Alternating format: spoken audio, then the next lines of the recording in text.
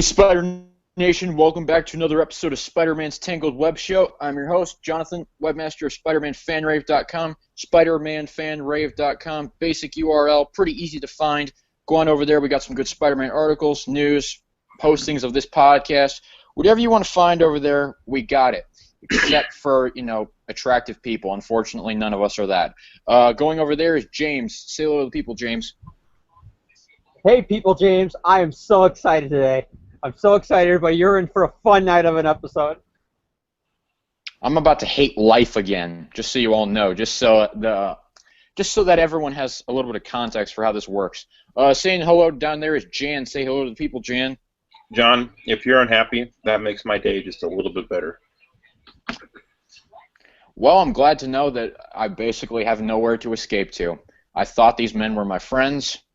No, I didn't. I always knew they weren't my friends. Never mind. That's just a delusion in my own mind.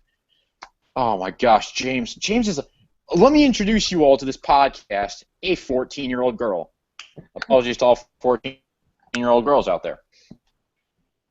I've never seen someone get so... Oh, okay, James is calling me number one now.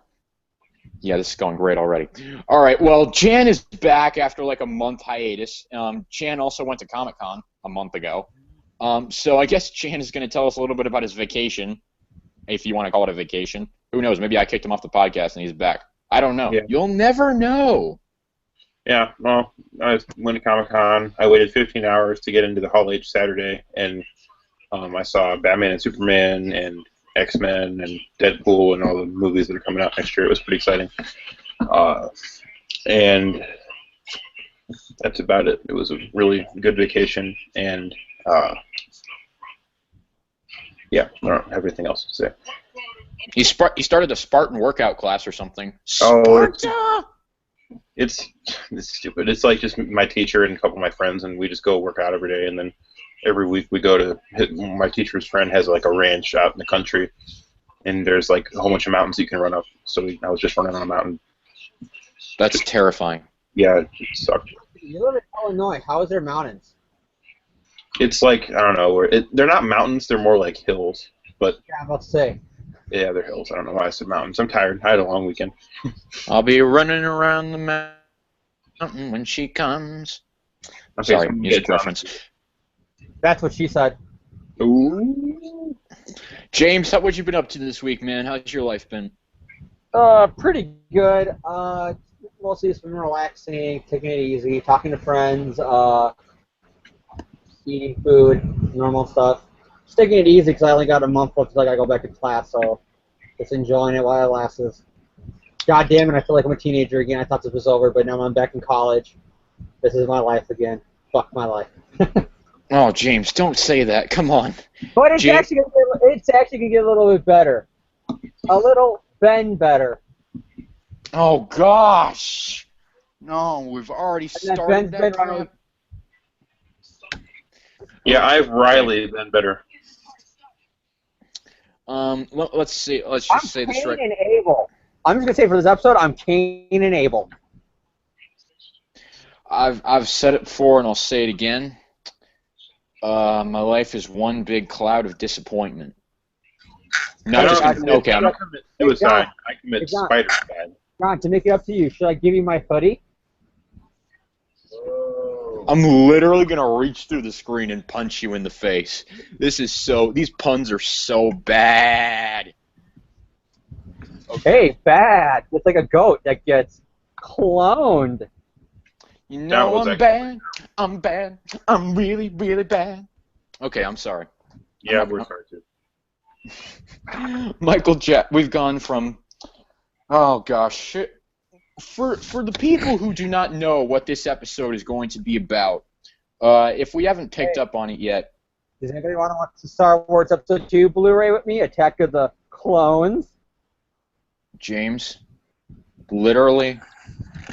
Okay, here's what we got. We're going to talk about the clone. We're going to talk about the original Clone Saga in this episode. The video description down below, at least if James copied and pasted what I told him to, is supposed to say that Jonathan finally gives James and Jen what they want. ... kinda, because this isn't exactly what James has been clamoring for all these months. James has been begging me, hey, let's do the 90s Clone Saga, lotta, lotta, lotta. And I've been saying, oh, no, I'd rather not feel severely depressed by bad writing. I've said that on multiple occasions, and Jan pipes in and says, okay, well, let's do the original Clone Saga. Probably in a much cooler tone than that, because I'm not doing a good Jan impression right now. But let's do the original Clone Saga. So why is there a car horn blaring outside my window? Stop blaring your horn. No one loves you, car driver. Listen, John, we can't hear the car horn. We can just hear you talking about it, so you just made it worse. Exactly. That's what I do. Have you not met me before? So we're gonna do this original Clone Saga thing. We're only gonna cover the main 3 issues of the story. Amazing Spider-Man 147, 148, and 149. Basically, there is more material to go along with the story because there are actually 2 issues and a cliffhanger of 1 issue to sort of lead into the story. We're not going to cover that too much because there's not a lot in those issues specifically. The main beef of the story is in the primary 3 issues that we're going to discuss. And frankly, I don't live long enough to sit through that much of Clone Saga. And I'm saying there is 2 big moments in those 3 or 4 issues that lead up to it. One, obviously, the debut of the Gwen clone, which obvious, and 2 is Peter and MJ's first kiss. That's not as much as the Jackal, who've been kind of regularly appearing in the title for a couple of months before this. Because at least as it's no surprise to everybody, I'm a big fan of Peter and MJ together. And that's the issue that kind of, that issue with that kiss sets it in its own, because they write their first kiss as that kiss they say you have with the one where it's all fireworks and explosions and everything.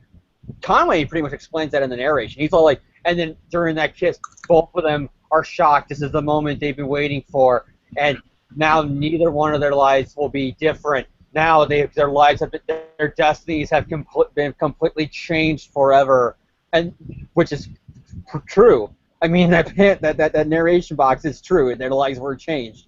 And then MJ's all like, "Wow, Peter, nobody told me you were that good of a kisser. Wow!" And then he's all like, and he's blushing and everything, and it really, that's the beginning of their relationship, really.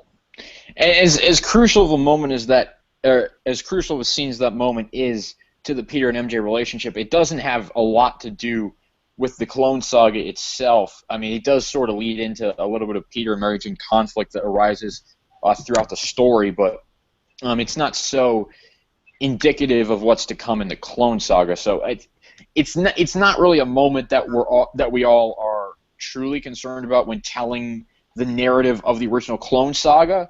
It's definitely a moment to cover for Peter and Mary Jane shippers like myself and James and probably Jan. Yeah. It's definitely a crucial moment for us, but it's not so important to the narrative of the Clone Saga, which is why we're kind of skipping over that. We do want to give a bit of context as to what happens prior to this, and a bit of context as to what was going on in Marvel at the time of this story. Basically, the story was first published in 1975, the latter part of 1975. At this point, Marvel Comics were kind of still pretending that they took place in real time and that everything that happened in between the issues was actual real time that was happening. I mean, there are obvious exceptions to that rule. There are issues that add on to that rule. But at the time... This one is kind of weird, though, when you get to it, John, because there's moments where Peter says, "Gwen, you died months ago," and then later on there's minutes where he says, "It's been 2 years since the day you died." So... It's predictable 70s writing where there are some inconsistencies depending on, and it's actually kind of interesting given the fact that this is one writer leading up to all this. I mean, if this was the Brand New Day Brain Trust, it'd be a lot more almost expected that there would be inconsistencies within the writing just based on the multiple heads that are working on it. The memo may not get around to everybody, but this is one writer. And so it's a little bit weird that there are such slip-ups in the writing, as we've mentioned. But with this story in particular, they mentioned that it's supposed to take place 2 years after the death of Gwen Stacy. Obviously, with the sliding timescale of Marvel, and plus everything that's implied as to how long each issue takes place after one another. Whether or not that's true, you can bring debate into that. And plus, the Jack... I think it, if I can interrupt you for a second, I think it is, like a lot of people do that are fans of the Clone Saga and are fans of Marvel and stuff like that it is 2 years later, that Gwen died their freshman year or the beginning of their sophomore year, and then this is around the time, this is the beginning of Peter's senior year, which the next few years is when he graduates. It's possible. I've read other stories that have like kind of retconned that and said that, you know, like where Peter was recounting the events and he said, oh, Gwen died, and then a few months later, the Clone Saga happened. I don't remember where that was, but I feel like it's in here. It's in here. It's in the build-up to the Clone Saga, where they do like a little recap for the fans in the first arc. Yeah, and they say that they mentioned that you know that it wasn't 2 years. It was like, you know, just a couple months or whatever. I think there's also some real-world context to this. I don't think you guys mentioned this already. Jerry Conway was only like 20 years old or something. He was really young when he did his run on Amazing Spider-Man. If that. Maybe even 19. I think it was 19. And he's talking. Because on the Iron Man DVD, when they got all the writers and artists coming on talking about their runs, he said, I started at Marvel when I was 18, so I was the youngest guy working at Marvel at the time. I didn't even know he wrote Iron Man. But anyway,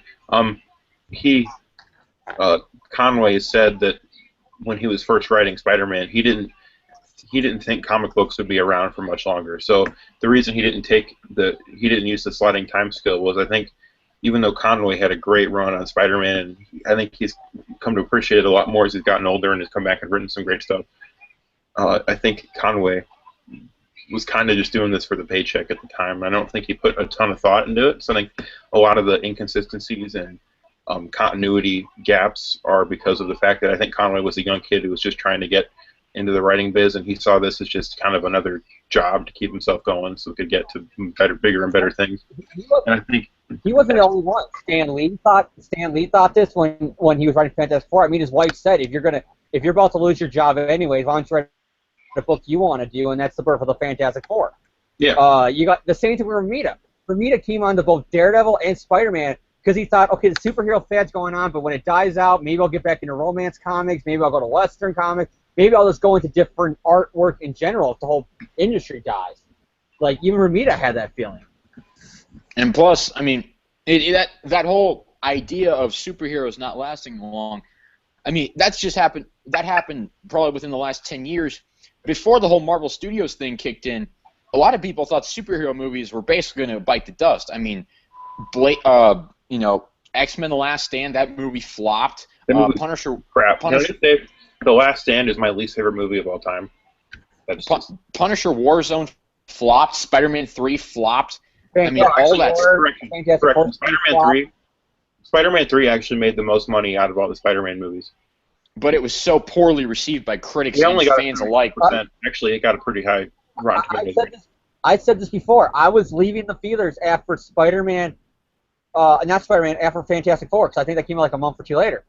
I was leaving the theater, and one guy was already dreading Iron Man because he's like, okay, after X-Men and Spider-Man and Fantastic Four and Punisher and Ghost Rider, all those movies are so bad. Oh my god! And now Marvel's putting Captain America, and Iron Man, all these guys into an Avenger movie, and they're starting with the next Iron Man movie. They're putting all their eggs in a basket that's going to fail. It's going to kill the company. And then, as we all know, a year later, it didn't. Yeah. It really didn't. But I think, just a random thing, it's funny to say that Spider-Man 3 was better critically received than Amazing Spider-Man 2. And I think all of us here can agree that Amazing Spider-Man 2 is a far superior movie. Amazing Spider-Man 2 is the best freaking Spider-Man movie we've ever seen. No, I'd say Spider-Man 2 is a better movie. But you're wrong. You're factually wrong, Jan. Don't you know you're factually wrong? I'm kidding. Just so you know. What were we even talking about? Oh, yeah, we were giving context. About the context, about all the stuff that led up to this story. Yeah, so Conway was literally, I think Conway was kind of flying by the seat of his pants. I don't think he gave these stories a ton of thought. And in hindsight, I think he's gone back and, you know, had more consistent runs. Like, his run has great stuff in it, but it's very inconsistent. I read his first story. I think it's like 112, issue 112. And that story is really bad. And I think Conway, and you can tell reading some of his early work that Conway didn't care, and I think he grew to like the character more. And especially now, I think he does legitimately like the character because he's written great stories. But just think about showing how much the medium changed. He didn't know that Spider-Man and his characters were going to become big movie time properties because he was killing people left and right. He killed Gwen. He killed MJ. He killed Hammerhead. He killed Doc Ock. He killed Mysterio off panel. Wait, did Conway kill MJ? He wanted to kill Aunt May. Oh, okay. I thought you said MJ. I was like, what? But I mean, yeah, I mean, I think maybe we could attribute that to Conway's age a bit because exactly. The stereotypical rash decisions that people that age make. I can attest to that. I'm 18 years old and I made some pretty stupid decisions in my life. No, I'm including not denying that. Because the thing about it, every death he did was retconned eventually, minus Gwen. Gwen's the only death that stayed. Well, they've tried to retcon Gwen. But Gwen's his best. Like, I would argue that the death of Gwen Stacy is Spider-Man's killing joke. Like, you cannot retcon it. Yeah, but the problem I see with it is that the problem with not retcon with the Gwen Stacy problem that he ended up creating is the fact that you're now getting that with Marvel writers, because she died, she became, the fallen angel. Other than Sins Past, and even Sins Past kind of pointed at this too. Like, there'll be issues where Peter's thinking about Gwen, like Spider-Man Blue or other, like, I Remember Gwen stories and stuff like that, where she becomes this perfect angel. And Conway didn't find that. He planned her death to be, okay, I can't kill off my first choice, which is Aunt May, because Ramita doesn't want to draw a comic where she dies, Aunt May dies. So I'm going to switch it to my second choice, which is Gwen, because Marvel doesn't want him to get married. So, okay, Gwen's going to fall off the bridge.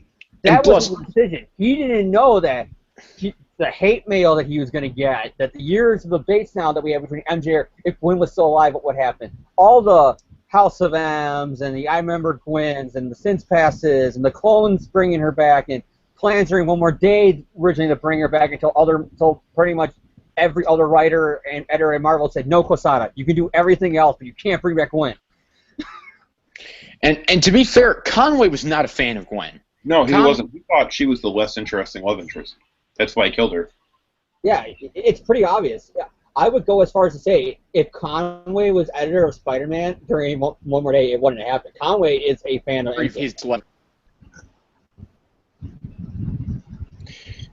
Did I lose you guys for a second? Yeah, I think it's my house, but we're getting a thunderstorm outside. Okay, well, basically, Conway was not a fan of Gwen, really at all. He has gone on record multiple times saying, yeah, I didn't like Gwen. She was annoying. She was just not really good for the story. And so basically, it wasn't too much of a problem for him, to get rid of her. Yeah. And so he wrote that story, and then 2 years later, at the end of Amazing Spider-Man 144, Peter comes back from Paris, saving J. Jonah Jameson from Cyclone, that villain who pretty much no one remembers. I literally, to get context to the beginning of the Clone Saga, to when the clone showed, the Gwen clone showed up, I reread that story, and I can be honest, I read the Mary Jane panel with the first kiss, skip, got to the Aunt May moment, which is kind of ironic when you know that Conway originally had Aunt May be the one to die, where she's like, oh, why did a young, sweet Gwen Stacy had to die? Sometimes I feel like it should have been me and not her. Yeah, Aunt May, it should have been. But anyways, that's another story for another time.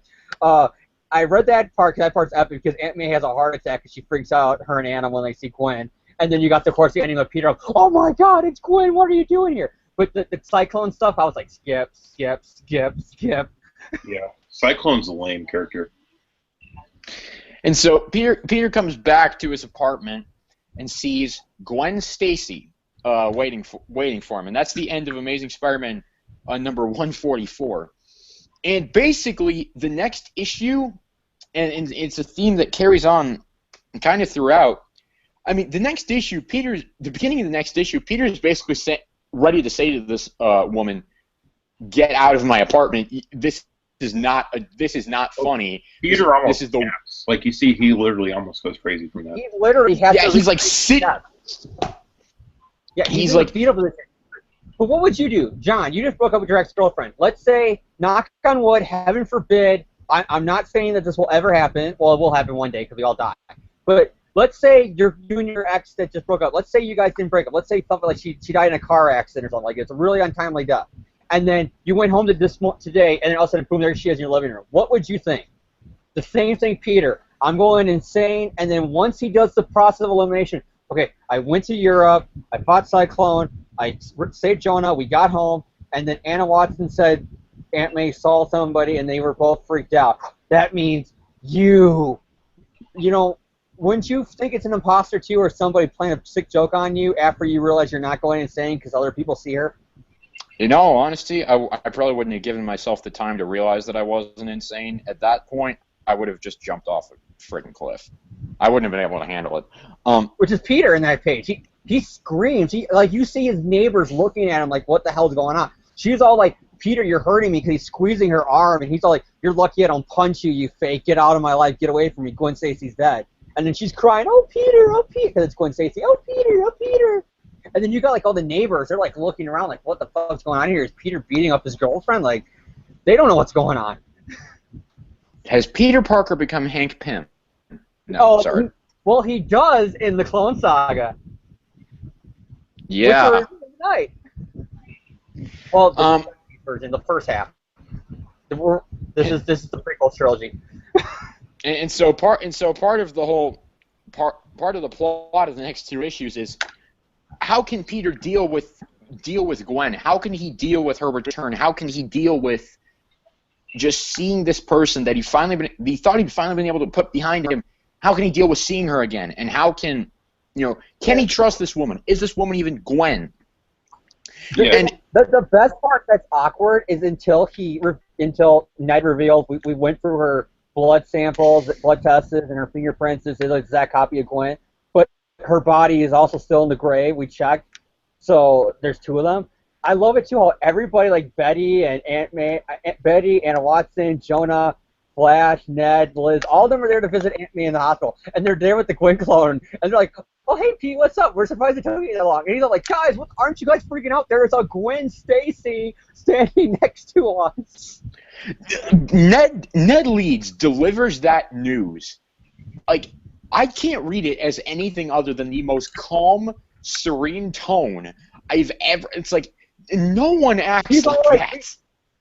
He's all like, trust me, Peter, we all freaked out when we saw her too, but then we did the blood sample and the fingerprints, and it turned out to be her. So we all just never questioned anything again and fought the fact that there's two Gwens walking around.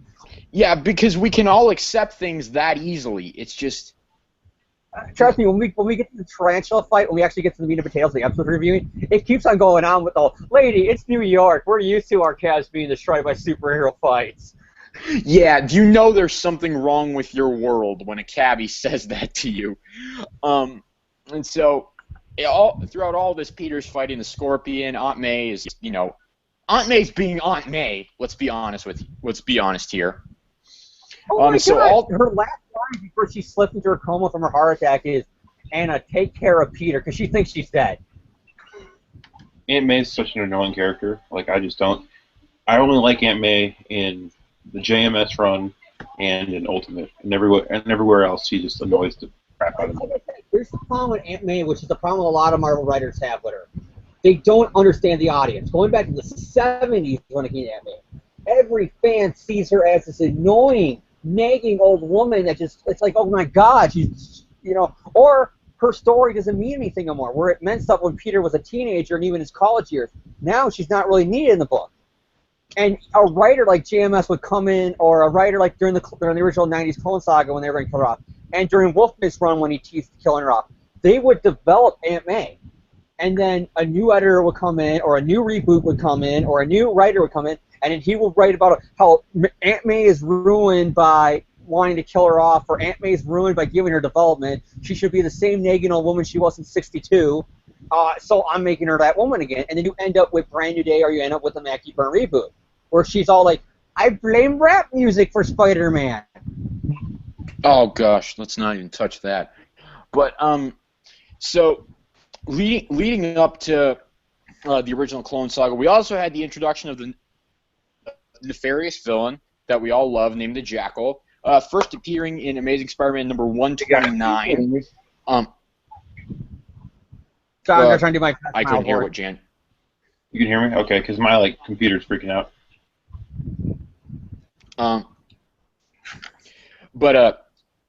Jackal first appears in ASM 129, along with it's also the first appearance of the Punisher. So there's another check in the mail for Gary Conway. Yeah. No, he doesn't get that. He doesn't get that. Yeah, he doesn't get royalties for Punisher. No, he doesn't get royalties for Punisher because he tweeted that as a joke once, where Marvel gave him the rights to some one-off character during I think it was like an Iron Man or Avengers run he did. This one-off character that never was used again and is probably never going to appear in a movie or something. They gave him the royalties of that character, and then he tweeted out, he goes, yeah, I forgot what the character's name was, but he goes, yeah, because everybody knows people are going to flock to the movie theater to go see whatever the character's name is, War Journals. That's going to be the big hit movie, and the fact that he put down War Journals is meaning he says, no, you're giving me Punisher. Yeah, well, I think he does get royalties from Killer Croc from DC because he created Killer Croc. I'm pretty sure he gets royalties for that. He gets it for Jason Todd. He does? He does get it for Jason because he made a comment about something about it years ago. I think I remember reading it somewhere. He said when they did Hush and they brought him back, that they asked Conway. He must have got paid a lot for Arkham Knight. Oh! I haven't played Arkham Knight, so I have no idea what Jan's I haven't got any shit. But that's a question for me. But that's something that's top for me and Jan to talk about after this episode. Dude, seriously, can we talk about it though after? Sorry, I didn't.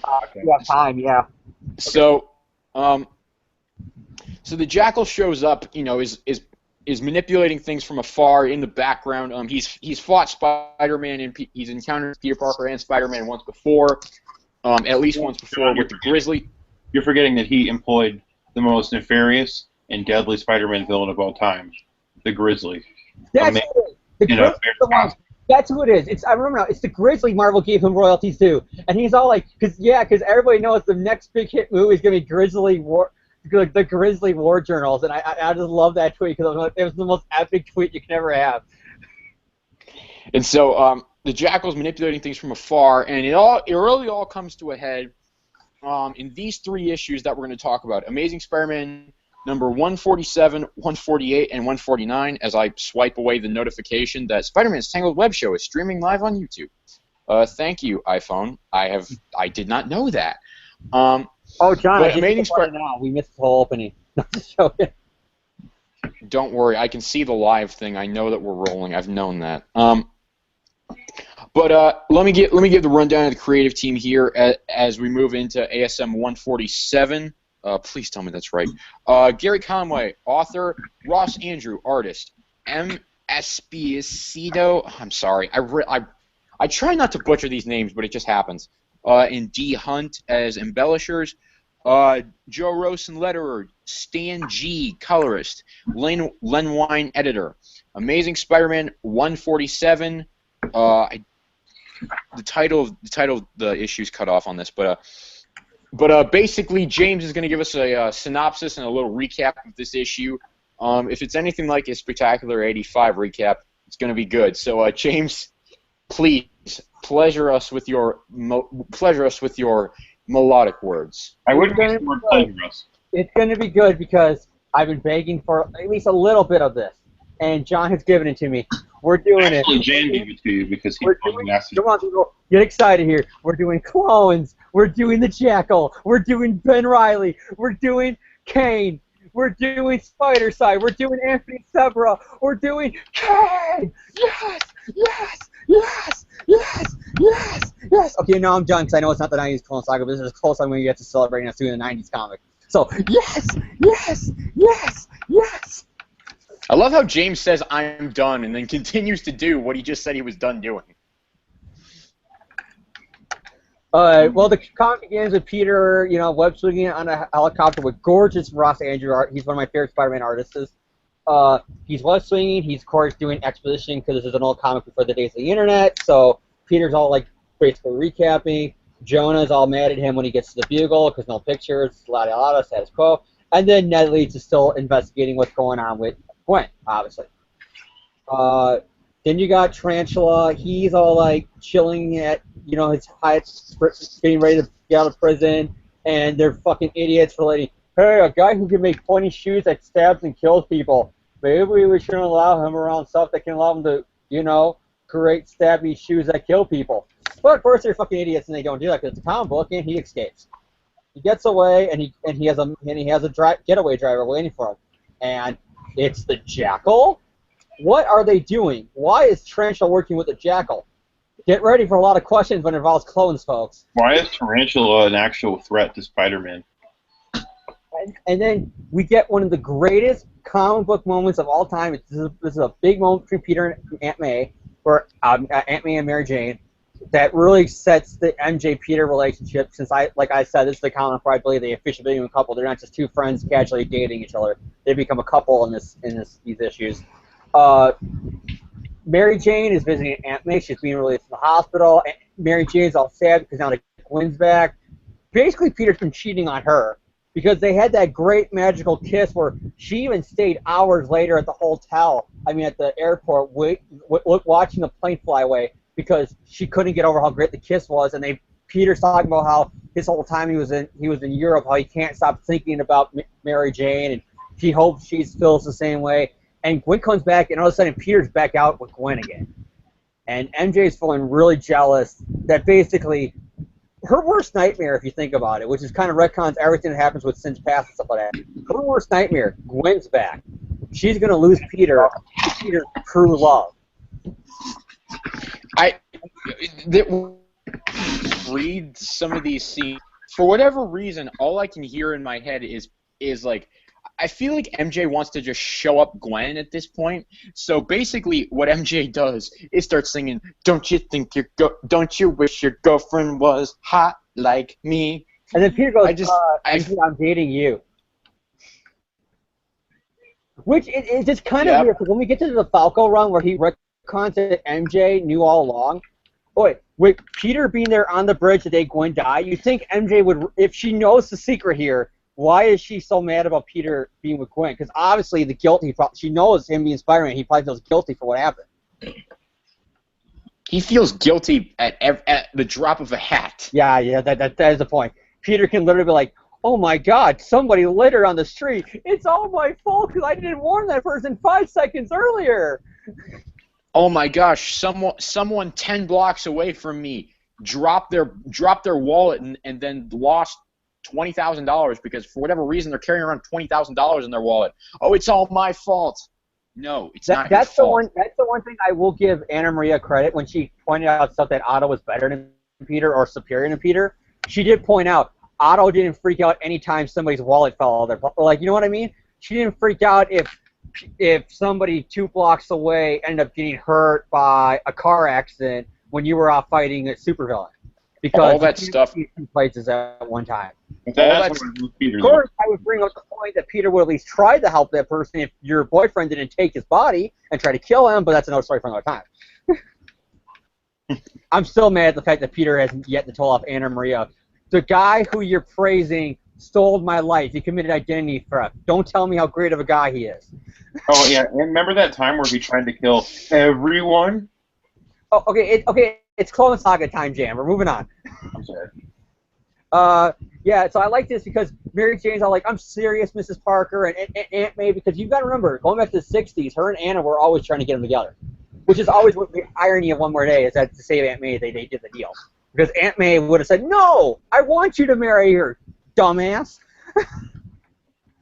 And then she tells a story about how she proposed to Uncle Ben because she didn't want to never get married and be an old maid because it's the 70s and sexism. Because heaven forbid if you don't ask a man to marry you, you're going to end up alone and old because you can't have nothing in your life if you're not married, right? Right? This scene fails the Bechdel test so dearly because literally all they talk about is the male protagonist. Yeah, yeah. She's telling MJ to fight for your man because that's all that important if you don't want to end up like an old maid like I almost did. And she says, "Yes, Mr. Parker. Yes, I will fight for my man." It literally bombs the Bechdel test. But I can forgive it, though, because Aunt May in the 70s is an old woman coming from an older generation feeling that way. And then MJ, I can see it because, well, MJ is the party girl on the outside. Inside, she's not like that, as everybody knows, later on retcon. So you can see this as part of this is the real MJ coming out, that she does love Peter and she wants to be with Peter. And it's kind of, so you can say it's out of character, but for what happens later, it's totally in character when she realizes that party girl image was just an act. That she actually does love Peter and care about him, and this is the first time she's really opening up. Like, she even says when Aunt May gets in the car, I think me and Peter make a pretty couple together, or something like that. Like, it's her confessing to Aunt May, yeah, I do love your nephew, without actually saying those words. Pretty much. Yeah. And then Peter, it just pretty much recaps everything that's going on again with Ned, and he knows now he's using the word clone, and he beats up a mirror because he sees mirror reflections of himself that turn to Gwen. And then in the most ironic statement ever for the first Clone Saga issue ever, he goes, wait a second, what if there's more than one Gwen clone? What if there's dozens, thousands? What if there's millions of Gwen clones to ruin my life? And oh gosh, maximum clonage precursor. When Gary Conway wrote that dialogue, he did not know how accurate that was going to become. Oh, when he started. It's like, boy, you just opened. And then Peter snaps, because then he starts punching the mirror, thinking it's Gwen, saying, no, you're not Gwen, you're a clone, no, leave me alone. So then cops come in because he's vandalizing a store, and he's all like, oh, am I going insane? And then Tarantula kills the cops because he wants Spider-Man to be his victim, and then he becomes the most racist, stereotypical Mexican you will ever meet. And my power is flickering because of the storm. You're still on. Yeah, he becomes the most stereotypical Mexican. Like, he makes Speedy Gonzalez look okay. Every other word dialogue is amigo or hola or something Spanish. We don't need to give Donald Trump more firepower to be racist with. Well, this is what he was talking about. He read this comic. He read the comic. Tarantula. Hey guys, I'm gonna be racist towards Mexicans because I read a fictional comic. Yep. We're not saying that Donald Trump did that. Yeah, before we get sued, let's just change the subject, okay? And just so you know, none of us are racist towards Mexicans. Nope. Yeah. Well, anyways, yeah, this is going on, and again, like I said, here where we get the panels of, like, kids are on the bus, like, wow, cool, our bus is driving towards the battle, and we find out later on why it is, but our bus is speeding towards the battle, we get to see the fight, and then you got, like, two of us are like, we should go back to Detroit, hurry, hurry, hurry, and the cab driver's like, oh, man, this happens every day, superheroes fights happen all the time, it's something to worry about. And then Tarantula's stinger ruins the hood of the car, and he goes, Spider-Man, it's all your fault. That was funny. I gotta admit, that was funny. And then you got the Jewish kid and the black kid again, and they're all about the bus. And then Peter crashes through the bus, and then the bus driver is all like, "Move to the back of the bus. Move to the back of the bus. You forgot to pay your fine." And Peter's like, "What the fuck's going on here?"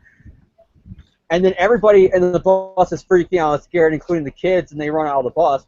The bus driver is still like, "Move to the back of the bus." Oh my God! The kids wearing like, what are those hats called that the Jewish kids wearing? Like the weird hat thing that he's wearing. What's that called again? I forget. A yarmulke?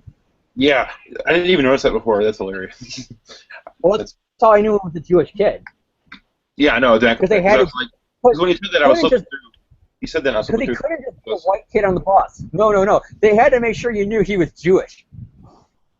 I wonder if Jerry Conway left a note about that to Ross Andrew, just like make sure he has to. Make sure you prove he's Jewish without me making stereotypical Jewish comments, because I don't want him to be like what I'm doing right now with Tarantula. Why did I ever not notice the civilians in this issue? And then the Gwen clone gets onto the bus, and she's all like, must sit down. Like literally, Peter's all like, she's a robot. No, she's a clone, dumbass. Robots! I hate robots! And then Peter's all freaking out because the driver's not freaking out, the taxi driver didn't freak out, all his friends in that previous thing when Gwen was a clone didn't freak out, Gwen's acting like a comatose robot. He's starting to realize this is starting to sound like a bad comic book plot. Oh, it gets worse, because he clones Spider-Man. And then the bus driver's like, oh, well, of course I'm not freaking out. Because the Jackal doesn't get freaked out, and then there's a mask underneath a mask because, you know, it's 70s comics. Yep. Oh yeah, you're right. That's ridiculous. I didn't even notice that before. And here's the thing: it's like that same thing that happens in all cartoons and comics, and even some movies, where the mask is clearly a different actor or a different face, but then when they take it off, it's clearly a fake mask. Yeah. It's See, like here's the thing. In real life, if I put on a, let's say, President Obama mask, nobody's going to mistake me for Obama because they can tell it's a mask. In comics and TV shows and movies, somehow it fucking works. Yep. No, so here's my question. When he pulls the mask off, how does the other one not, like, even slide up even slightly with it? You would think that the fabric would... Your question, John. That Jackal is not the real Jackal. It's a clone, and he genetically modified the face of that Warren clone to look like a Jackal. My answer would have been that I'm thinking way too far into it, but go ahead, James. I have a question for you, James. Since you know like everything about the Clone Saga, do we ever technically see the real Jackal in this comic? Maybe, because it's all up in the air. Because remember, Jackal says in the 90s, smoke and mirrors. Am I the original? Are you the original? Smoke and mirrors. I've never and read he's still like the that. Clone Saga, so. You had a comic book with Dan Slott where he goes, I can't kill off the Jackal because who's going to stop the next writer after me from just saying that was a clone too to write him? I mean, Jackal has the easiest... Jackal, Ben Reilly, Kane, and Gwen Stacy, now all four of them had the easiest ways always to come back. It was just another clone. Kind of like Doombots from Fantastic Four. Pretty much that's the way I feel about this right now. That's like, in my personally, how the mask is staying on, that's not really the Jackal. It's a clone of him that he genetically altered to actually look like the mask. Yeah. And then they're driving. All right, so the mask. Yeah, they're driving to the bridge, and then you get really crappy civilian dialogue. Turn, Harold. The car won't start. Turn, Harold, and then the car gets hit by the bus. They survive somehow after it flips in the air and everything. And she's like, "I told you to turn, Harold." That was funny as well. You think that's ridiculous, James? There's a scene in the new Mission Impossible where Tom Cruise and Simon Pegg are in a car, and they go backwards like off a ramp, and it flips like probably like 50 times through a parking lot, and then they're both completely fine afterwards. And I was like, no, that they would be dead, or at the very least severely injured. But they're both like, oh, that was crazy, and then they like get out of the car and keep fighting bad guys. And then here's where you get, the moment where, okay, they're at the Brooklyn Bridge. Peter's starting to connect the dots of, oh, Gwen's at the bridge. And this is where you actually get to find out what the Jackal's game plan has been ever since he debuted in 73, 74. This is where you finally get to find out what was his game plan. Because she's holding the Gwen Clone's hand. He's all like, she's a part of my plan. Meet us on top of the bridge. I know you know the spot. And then Tarantula drugs him unconscious, and then he wakes up with chains all over him. And here's where Jackal reveals it. Because for the longest time in the comics, when he says, I'm after a murderer, Spider-Man's a murderer, he has always justified it as, well, he murdered Norman Osborn. That's why I hate him. Norman Osborn's the greatest scientific genius, so of course I want to kill the man who killed Norman Osborn. But here's where he finally reveals. He's doing it because he hates Spider-Man. Not for killing Osborn, but for killing Gwen. Mm-hmm. And then he pushes Spider-Man off the bridge, and then Peter is all falling off the bridge, and that ends the issue. Dun dun dun! All right, break down your thoughts, James. What are you thinking of ASM 147? My internet's getting all jumpy. Did you say my name? Did you say James or Jan? James. It's your name. It's a good story. Well, surprise, surprise, the guy who likes clones says it's a good story. It's good setup to the three-parter, which is the main part of the 70s Clone Saga. It starts to connect the dots of the Gwen clone with Jackal at the end. You got of course, the homages to the death of Gwen Stacy, which is brilliantly done. The Aunt May scene I like it because on paper and in the time period, it makes sense. It's as a Mary Jane and Peter shipper, it's the moment where she says, I want to fight for him. He's more than just my boyfriend who I'm going to date. And if he dates Gwen too, who cares? I can date some other guy. I can date Harry when he gets out of the institute. I can date Flash Thompson. Who cares? We're just friends. We're not serious. Where she's all like, yeah, I am serious about your nephew. That kiss meant something. I'm going to fight for your nephew. And then And May's like, good for you. Now, if I ever die, don't sell that love to the devil, okay? And if I ever die, make sure it's not in one of these clone storylines, okay? Both can't happen. Famous last words, Aunt May. You get like the unintentional foreshadowing to the '90s clone saga with Peter saying, "What if there's a dozen clones, and 1,000 clones, and 1,000,000 clones?" Which the way I think about it when I read this thing, especially when you get to the final page of Conway's final issue, this was just to end his run. Okay, I brought back A. Gwyn to be a clone. I moved Peter and MJ along because that's my relationship. I moved them ahead, and then he was writing the issue, and he's all like, "Okay, I wrote it down. This clone story's done. I never get to touch the clones again." Gets to the '80s. Wrote the High Evolutionary, retconned the whole Clone Saga. I never, like Conway does not know what he created here, and it's hilarious. And the final thing I got to say that I really, really enjoyed is Peter, because you can relate to him, because in a lot of ways, this is his guilt. Gwen died, and he's moving on with his life, and he feels guilty about it. And this is basically, she's back, and I'm moving on. Like, it's not in this issue, but it's in the issue before when he goes on a date with the Gwen clone, where she kisses him and says, "I love you, Peter," and do you love me, Peter? And she freaks out and cries because, again, she's Gwen Stacy. Even as a clone, she's Gwen Stacy. Freaks out and cries. And Peter, you really feel for him this, because he wants to move on, but she's back. So he's torn between two lovers, pretty much. And I love how this comic continues that. Where Peter doesn't know, ironically with the Clone Saga, Peter doesn't know what the fuck's going on. All right, do you give this issue a thumbs up, sideways, or thumbs down, James? All right, he gives it a thumbs up for those of you who may not be able to see the picture there. Thumbs up, thumbs up. I'm sorry, I forgot that we're also audio again. I forgot. Jan, breakdown, same follow James's pattern. What you thinking of this issue in isolation? I think it's pretty good, actually. I think the Clone Saga is very much the like climax to Conway's run, and I'm really, since he seemed like he gave like this kind of Amazing Spider-Man run was written so much as it went along because he didn't think comics are going to be around very long. I'm really interested to know if he actually had this planned out all along, or if he just made this up for like a good story when he found out that he was leaving the book pretty soon. I think it does a good job. I thought that when I was reading the Essentials and I was reading all of Amazing Spider-Man like in order, I really enjoyed the Jackal as a character, and I think he's actually not only one of Spider-Man's best villains, but also one of his most underrated villains. I think, people say, oh, Dr. Octopus and the Green Goblin are Spider-Man's archenemy. Kind of both of those. Somewhere in between those two characters is, they're both kind of the archenemy. And I think the Jackal is probably the only villain who's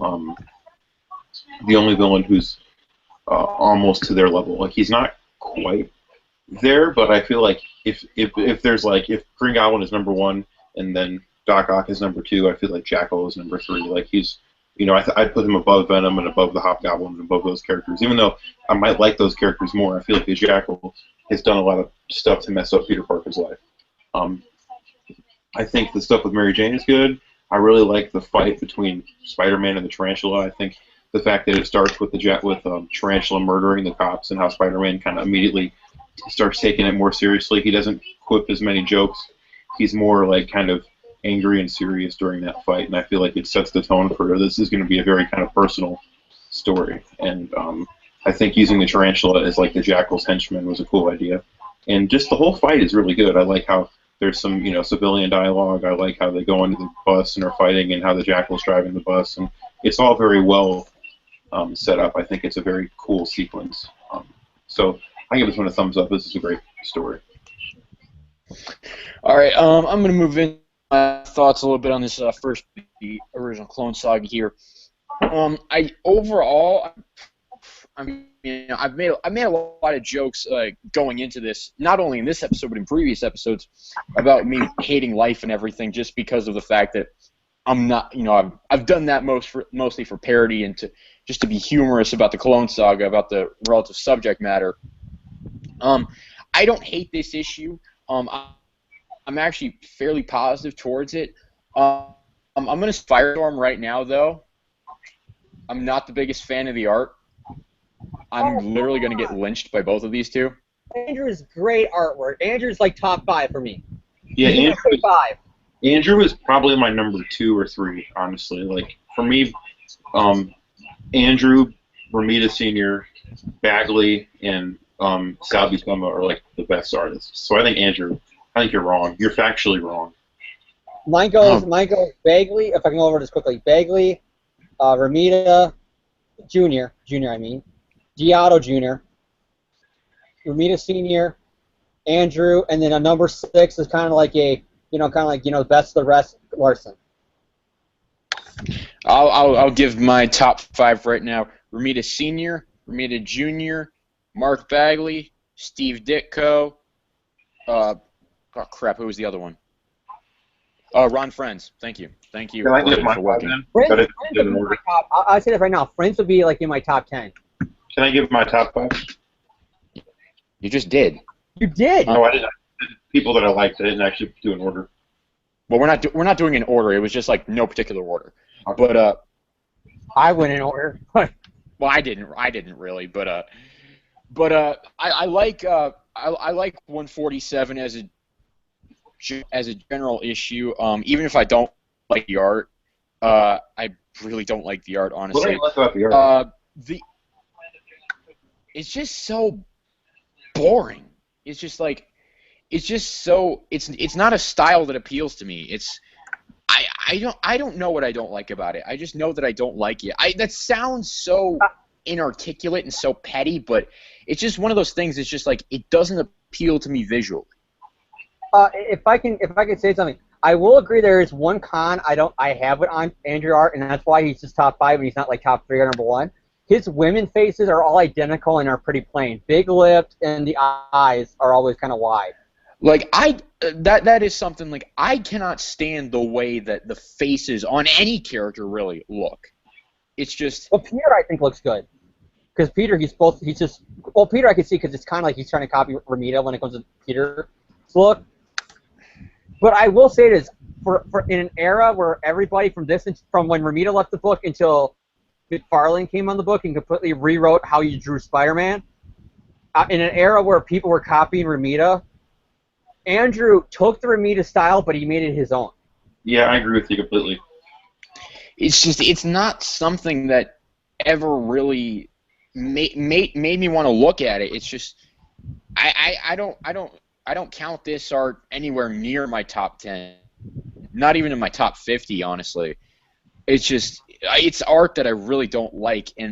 But moving on, I mean, if I tackle the story. So it's like what Todd McFarlane is to me, kind of. I don't really He's like, the one who everybody else thinks is overrated. Is that what you're saying? I don't like his art either. I like McFarlane, but he's probably like. I don't like McFarlane's art either. I prefer Larson over McFarlane. But I mean, basically, story aspect of the issue. It's a good enough part 1 to the story. The big highlight of the story for me was the fight between Spider-Man and Tarantula. That was a good fight. There was some good banter going on in there. Again, I like the civilian interactions. I mean, those parts were just laugh out loud funny. I really enjoyed those. I like the Mary Jane and Aunt May scene. Even though I made jokes about it bombing the Bechdel test, I did like seeing that, raw emotion from Mary Jane. I like seeing her, delving deeper into her thoughts and feelings, delving deeper into her as not only a character but as a genuine human being who's not trying to just pretend to be a party girl all the time. I like seeing a bit of character development in that. The stuff between Peter and Ned Leeds, I mean, I made a joke about that, but it's honestly a criticism that I have. It's just like, I can't imagine that scene as anything other than just complete calm, and it doesn't seem to me how real people would act. So I think it's Conway, the reason why Ned Leeds gets a big thing where Ned's not a scientist, but every major lead in the storyline comes from Ned Leeds. I think it's Conway because he knows that all the fan polls that coming in with letter pages are people are saying they think it's Ned, they think it's Ed. So I think he's playing up to that by making Ned a big deal in the story. He's going to reveal it was me all along, Peter. It wasn't Ned Leeds also who people thought the Green Goblin was, too? It's Ned hard Lee. with the Hobgoblin, because the guy who had to figure out who the Hobgoblin was read the Brothers page and goes, well, people thought it was Ned, so there must have been clues pointing to Ned, so it's Ned. Ned Leeds has been accused of being like pretty much every mystery villain Because he has no until. personality. There's people who thought that he was Menace. He was dead for 20 years, and people thought he was Menace. And so But Ned Leeds has personality.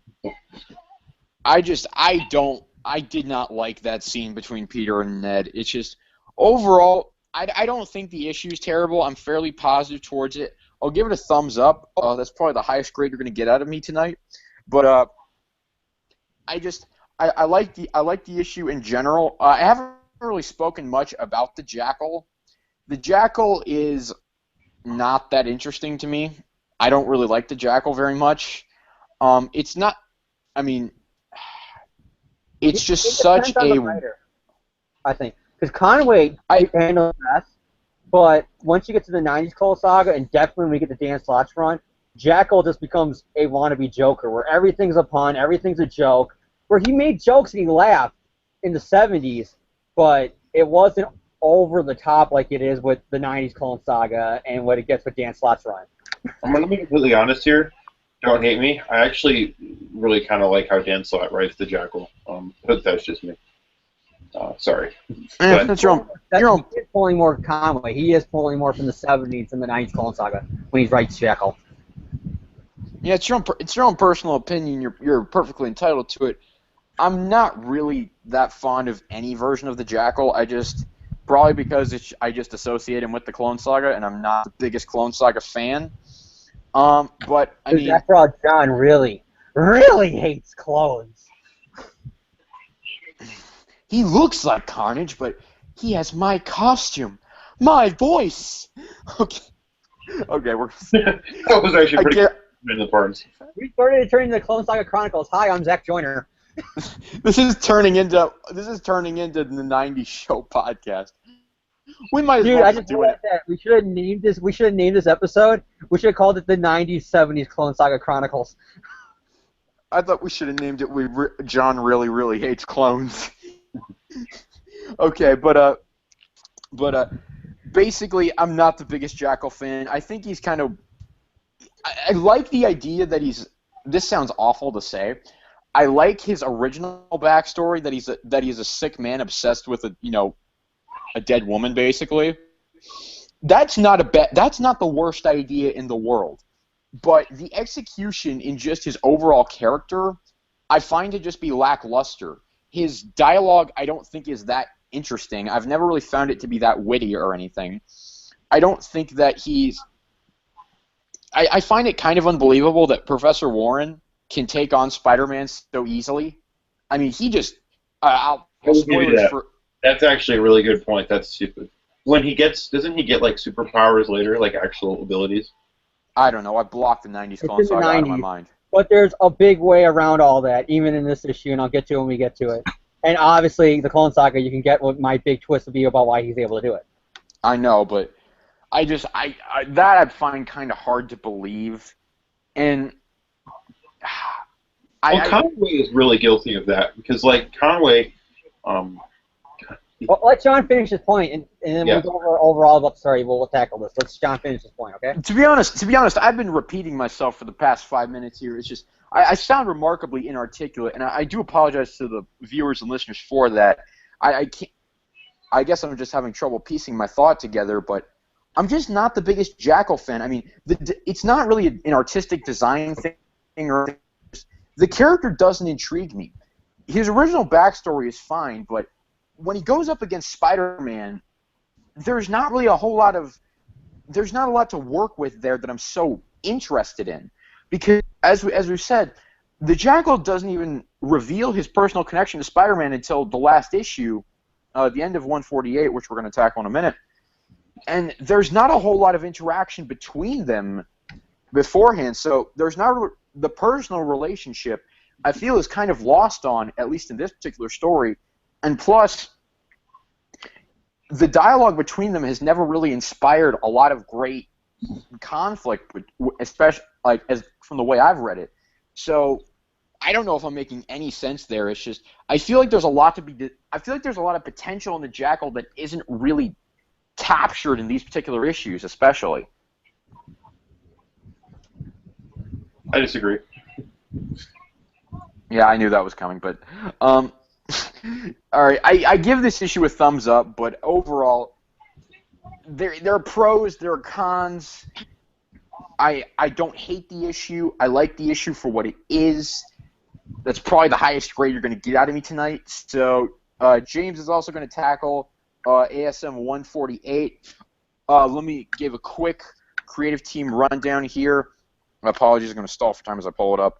But we give a quick creative team rundown. Gary Conway, author. Ross Andrew, artist. M.S. Posito and D. Hunt, embellishers. John Costanza, letterer. Petra Goldberg, colorist. Len Wein, editor. There's your creative team rundown, ASM 148, part 2 of the main Clone Saga story for the 1970s. James, take it away. And here's where the Clone Saga gets its first WTF moment, and that's saying something. Spider-Man falls off the bridge, and he's all like, he basically has to stop himself by swinging the web, catching himself, but he has to do it with himself in chains. He's all drugged up and weak, and he doesn't want to basically snap his own neck like what happened with Gwen. He gets it to work, and he swings back and forth, but he ends up hitting his head over the side of the building, knocking him unconscious. Then we see the cops are up on the bridge, and we're like, how the fuck did they get up there? And then the guy's like, literally, we don't have, shut up, it's a comic, we don't have to explain it. Like, literally, that's what he says. He goes, I don't care, just get him down. And let me ask, when Spider-Man hits his head and, is unconscious, how is he still holding on to the web? Because it's like, it clearly shows his fist still wrapped around it. How is that still happening? His spider stickiness from his hands are sticking onto the web. Like, that's the only way I can explain it. Pretty sure once you go unconscious. You know what I mean? Like the hair thing for the Raimi movie, that the spider set allows him to stick to the walls. That's why him to hold on to the web. It's hanging on by that. It's not actually him holding it. It's just a friction. And you guys are laughing, and it's not meant to be that.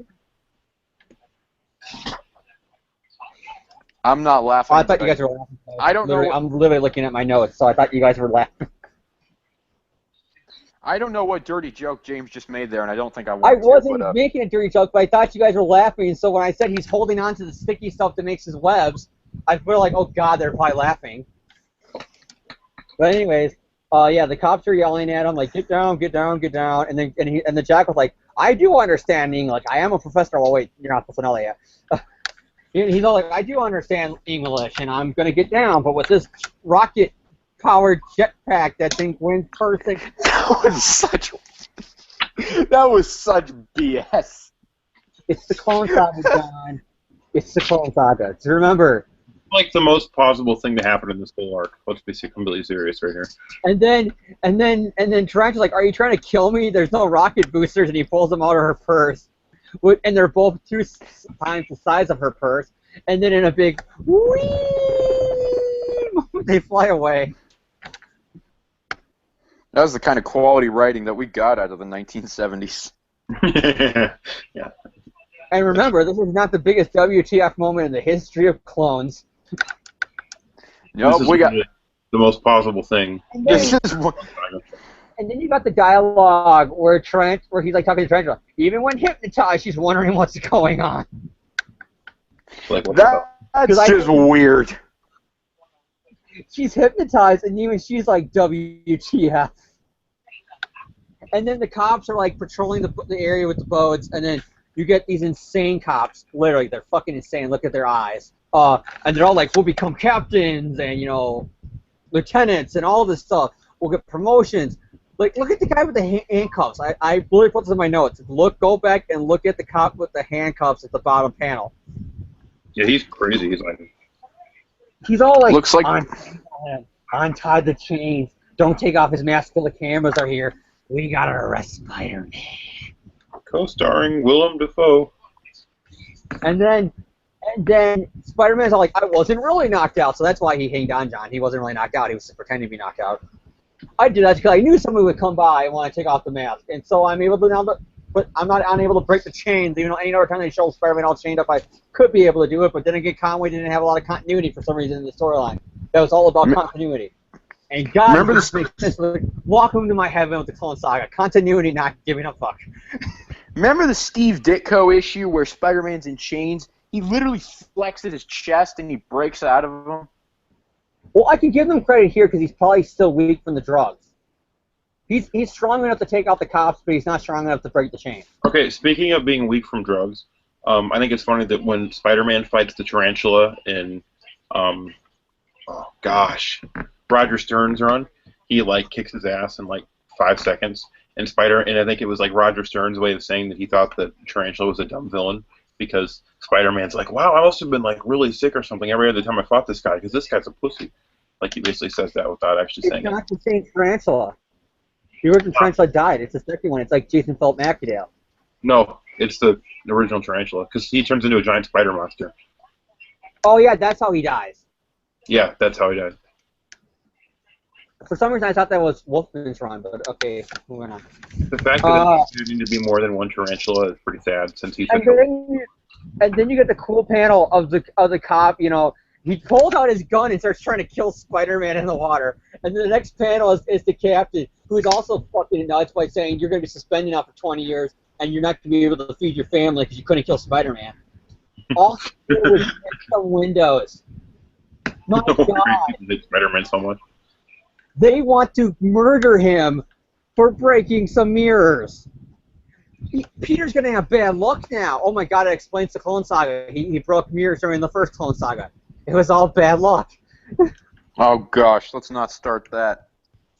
Well, anyways, Mary Jane shows up, and this is actually a pretty great moment where she's fighting for him. She's all like, I'm coming to you. You're not going to see her no more. I'm putting my foot down.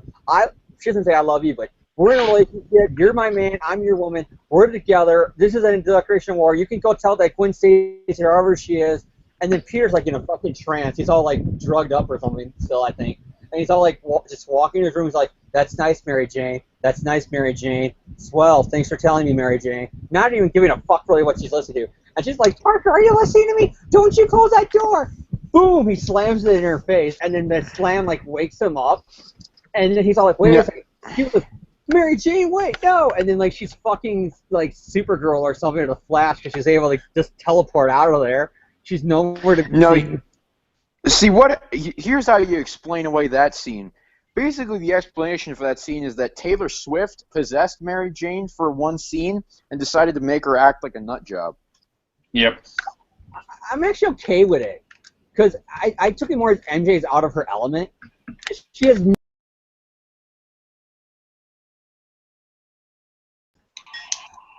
Sorry, people. We lost the feed. Blame the weather of Wisconsin in summer. It's not my fault. Blame the weather. Or Peter Parker. Listening to this. This really doesn't apply to this, but for those of you who... Here's the reason why I just tweeted out, sorry for the delay, here's the second feed. This is why. So I did tweet that out. So hopefully some people are actually going to come and see this new feed. And this will be we apologize. Yeah. Yes, this will be edited together. I'm going to try to edit this together for iTunes. This whole part's going to be cut, but yeah. All right, James, we're going to go back to your recap starting in. Yeah. Back to where we were. Peter's arguing with MJ. Do you remember that? Peter's arguing with MJ. Or not really. MJ's yelling at him, and he slams the door in her face, and he realizes, what have I done? And then she's already gone. But anyways, I got a blank space, baby. You stole my joke, prick. My way of saying this, why it does come out weird for Mary Jane to say this, is because she's not used to saying this. You know what I mean? She's used to the men fighting for her, not her fighting for a man. So she's just saying stuff what she probably. These are probably stuff that she has heard in movies, being an actress, or a role she has played or a play. 100 times about what a woman says to confess her love to a man. And she's out of her element, so that's what I saw. I see it as more of her acting like a general human being. She's breaking the facade. She's not being that party girl anymore. She's getting the character development that we were talking about earlier. She's not afraid to show her emotions anymore. She's deciding to enter that realm. She's deciding to become more of a strong, a more emotionally strong woman than she was previously to this, if that makes any sense. She's starting to become the Mary Jane that I fell in love with as a fan. And I'm sure Exactly. you too when you watch Spider-Man. She's not the Dan Slott, Joe Quesada, oh, this is the way she should always be. This is perfect. This is, like I would always say, there's 3 moments in the 70s runs where we see the real Mary Jane, which is the one that comes after, obviously when she reveals she's Spider-Man, her history, and all that she marries Peter, and all that stuff, where we start to see the real Mary Jane. Issue 122, where, she stays with Peter in the room. The last issue where she says, yes, Aunt May, I'll fight for Peter. The kiss, and this one where she's fighting it, but I count this as a continuation of the Aunt May scene.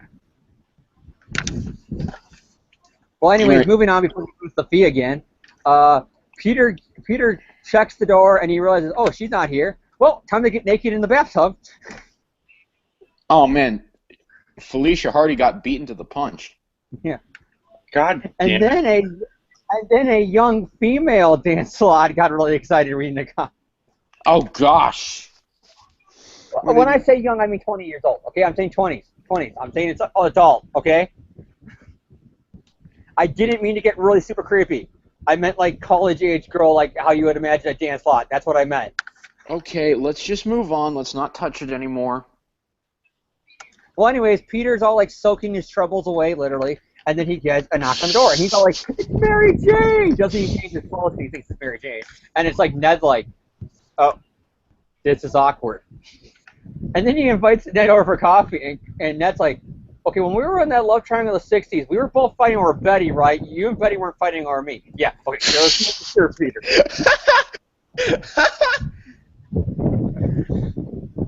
Why is there so much wind in the background? And then pretty much Ned is going over exposition again, going over everything with Gwen. And then Peter's like, do you want cream with your coffee? 1 lump or 2.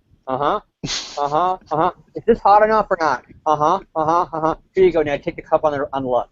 Like he's like, I would probably never go, Peter, this is serious. I don't give a shit about the coffee. Then all of a sudden and then he realizes, and then Ned goes over the part where Peter already knew this, that Gwen doesn't remember dying. He goes, her memories goes back like a month or 2 before she dies. And Peter's like, oh, a month or 2 before she died? Oh, that's when we gave DNA samples to Professor Warren. Oh, it must have been one of Warren's assistants, the jackal. Like, literally, he jumps to that conclusion. Listen, we gave DNA samples to Professor Warren. That means somebody must have stole them, or a lab assistant. And then even Ned jumps. It's not even Peter who says that. Ned goes, it must have been a lab assistant who stole those samples. Let's go, Peter. And then Peter's like, yeah.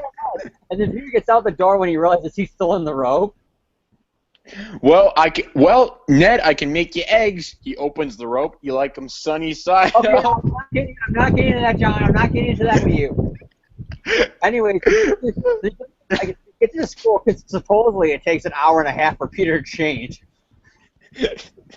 He goes an hour and a half later at the college campus. He was like, Ned, does this shirt look good? Do it go with these pants? Oh, God, you're worse than Betty, Peter. Literally, never before in the Conway or Romita run did they say it took him an hour and a half to get to college. Never before did they ever say how long it took him to do anything. Oh my God. Well, that's true. He could somehow be in Queens, go to the Bugle, drop off photos, and then get back to Midtown High back in the Ditko Steve Stan Lee run. So. Okay. So. Anyways, move on. It's cool, and this is a really great foreshadowing by Warren, where you could tell that this is the clue that it's him, because he goes, "What? Oh, Peter, you're." Oh, well, we'll talk after class, okay? This about school matters, and they go, "No, this is important about Gwen." Gwen, but poor Gwen, she's dead. I know, but maybe not. Here, we got to talk to you about those DNA samples we have. And then he goes over, well, they're here over in my refrigerator, and oh my God, they're missing. However could that happen? And then, okay, I wrote this down too. Look at, when he talks about Anthony Sebra, look at his eyes. Look at his eyes. He has the crazy eyes. That's a cool foreshadowing. So you guys got the panel. Is he doing that? Does he have crazy eyes in that scene? I don't have the panel up right now, so I No, I'm can't. looking right now. What?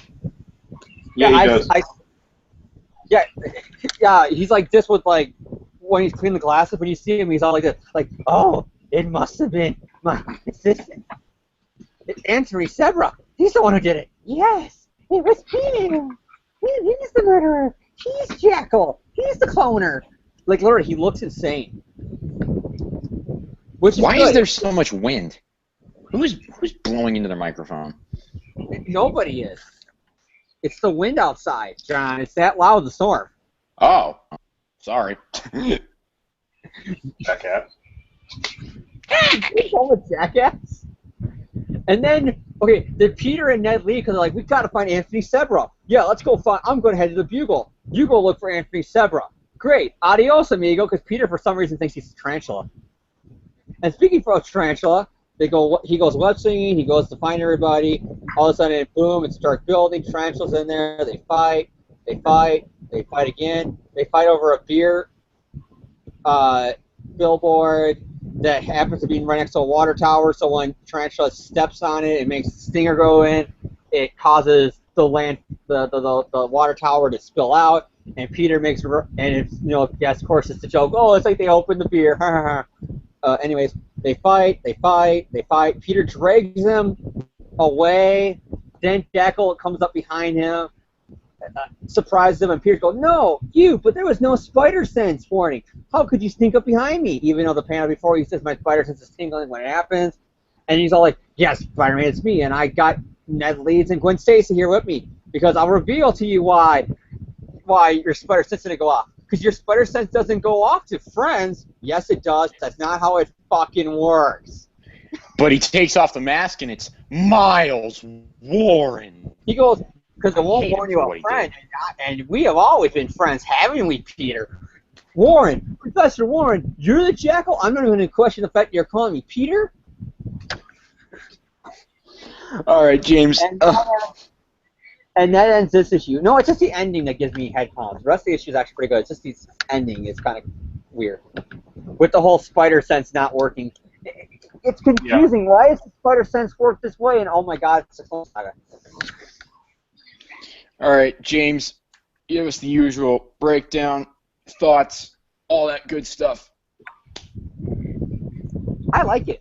It's a good issue for the most part. There's really bad stuff, but it's clones, so it's awesomely bad stuff. It's so bad, it's good. The jetpack.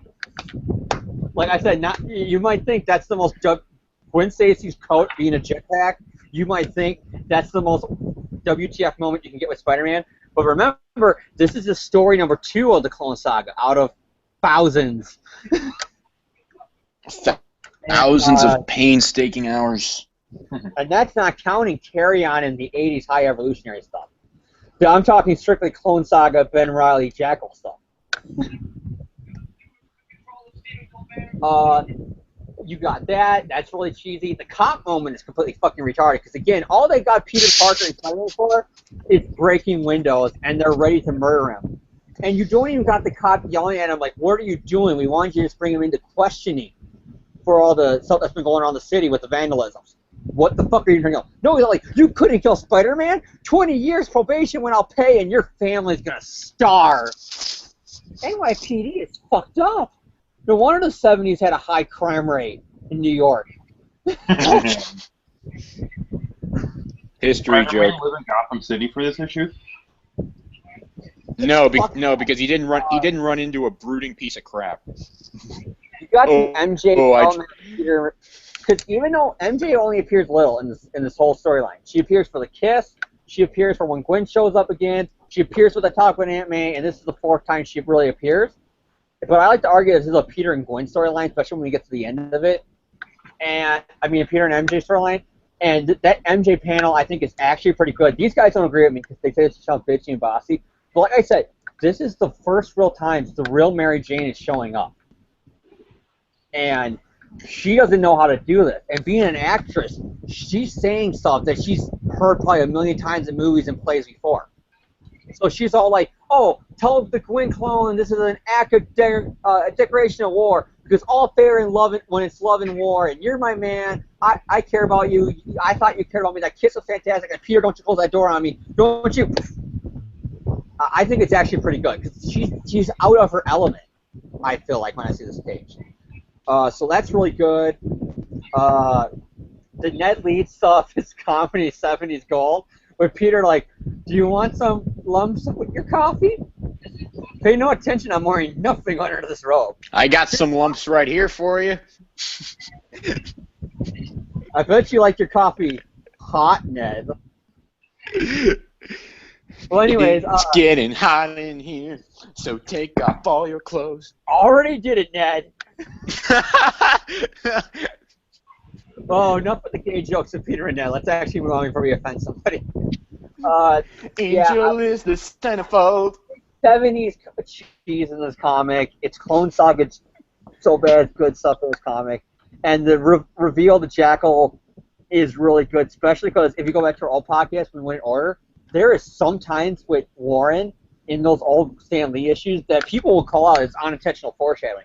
So they'll go, "Oh, your date for the science fair is Gwen Stacy. What a perfect choice. I couldn't pick a girl any better." Or, "Oh, what a great science experiment Spider-Man could make." And like he would, and there's like this one time when Harry's the Green Goblin where Peter has a quick change in the high school where he's all like, "Peter, what's that?" And he sees the Spider-Man costume, and that's when he realizes Peter's Spider-Man. Is he's just playing coy like, "Oh, Peter, your pajamas are showing. Oh, we didn't realize it's a Spider-Man suit." And I think that's where he found out. And there's of course the other unintentional foreshadowings that's going on with him, like, "Oh, Gwen, why don't you be? You're missing something in class, Peter. Why couldn't you be like Gwen? Gwen's a perfect student." And you find out now, it's because Warren's Jackal, and Jack just said he's doing it because he's crazily in love with Gwen. It all makes sense now, and it's the Clone Saga, so that's really fucking. Something made sense. The Clone Saga. Let's all give a rounding applause. But then, because of this all making sense, it causes all the problems with later Clone Saga stories, so let's all detract our round of applause. Let's take the mile. Man, we got the car in reverse, but the miles aren't coming off. And this is where the continuity show up. The first part, when Peter's talking about Gwen, in the first issue, he says it was months ago. The Gwen clone, Jackal, and Peter all say 2 years ago now. And then you got the Spider Sense error, where when, because the Spider Sense has A, worked before on Jackal, B, the panel before he says Spider Sense, and C, because I'm your friend, I don't trigger your Spider Sense. So give a fuck all the times Harry attacked him as the Green Goblin. No. All the times, mesmerized, like, Avengers have been hypnotized, or Skrulls or whatever, attacking him. No. Because he's his friend, he couldn't trigger his Spider Sense. But then when we get to the next issue, you're going to find out why that's a fucking piece of bullshit even more. But we'll get to that later. Let's go to Jan's review of this comic. Oh, okay. And thumbs up. Thumbs up. I'll give it a thumbs up for it's so bad it's good. This is probably my least favorite part of this Clone Saga because I feel like this is kind of the just like the middle section. Not a lot happens. It's just kind of exposition, some character stuff moving around, some setup for the climax. It's all, there's the Tarantula is nowhere near as good as they'll fight in the last issue. And I don't know, as a whole, I just find it to be kind of underwhelming. I don't feel like it's necessary. Like, this is the one that doesn't stand very well, like, on its own, but if you're reading the 3 issues back to back like I did when I was originally reading it, it's fine. But, like, if you just think about this separately, it's not that great. But I feel like it's a decent, like, middle section. I don't think you can really fairly review it on its own. I think the reveal of Miles Warren as the Jackal is, probably pretty surprising to the people at the time. It makes me wonder what Miles Warren's brother, who taught at Midtown, thinks. Like, I don't think that guy. Mr. Warren. That was a retcon way later in the original '90s Clone Saga. Wasn't that retconned in the in Untold Tales? Oh yeah, that's right. It was Untold Tales, where he goes, "Oh Peter, here's my brother, Professor Warren. He'll be your college professor." And then it's all like Peter, and they even put in something there that even retcons this end, where he even says, even there, he goes, "It's not my Spider Sense, but I got a weird feeling about this guy." Yeah, yeah. So I think I don't know if we've seen the original Mr. Warren from the high school years ever again, but that's always kind of what I think of when I read this reveal. Which I'm so I'm shocked not they had, even with the 90s Clone Saga, they never did a comic where his brother came into it. never. I don't remember it. If they might have, they probably did because the Clone Saga did everything. But I'm not like a huge. Yeah, I don't care for the tarantula. I didn't really talk about him last issue, but I feel like he's a pretty throwaway villain. I think it's funny that there's a second tarantula because I don't understand why the tarantula is a legacy that you'd want to continue, either as a character or as a writer, because he's basically just that guy who fought Spider-Man a few times. Stiltman. There is multiple Stiltman. At least Stiltman is like so bad he's good. Like the tarantula is just that really generic Hispanic villain that Spider-Man fought a couple times in the Silver Age or in the Bronze Age. That's like all he is. He's never been in any adaptations. He's just kind of like, oh yeah, Spider-Man fought him a couple times and he died. Who's watching TV in the background? Nobody. I'm not. I am. My TV's off. My TV's on. Can you hear it? I can hear it clearly. Okay, I'm gonna turn it off. Sorry about that. Okay. Think about it. The Tarantula has a legacy with the Clone Saga, even going all the way to Spider Island. Because what does he call Kane? Tarantula. Tarantula. So John, go over your two pieces while Jan's gone. Man, I guess James is now the host of this show. I think this issue is. I think the issue is. I gotta agree with Jan on this. It's just part 2. It's just the middle part. I know James implied that I didn't really like the Mary Jane scene, and I myself implied that in the recap by making the Taylor Swift comparisons. It's actually not true. I actually do like the Mary Jane scene. I was just making that once again for the point of parody. I like the Mary Jane scene. I think again, it just shows that character development that we were talking about. I don't mind it at all.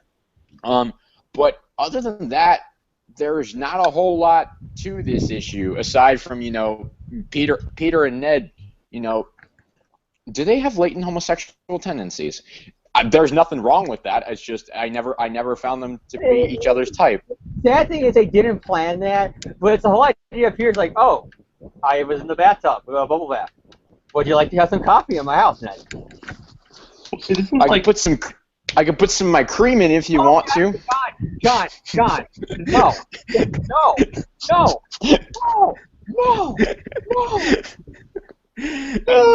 I've turned James off of the Clone Saga. Ned Leeds is like the most generic supporting character ever.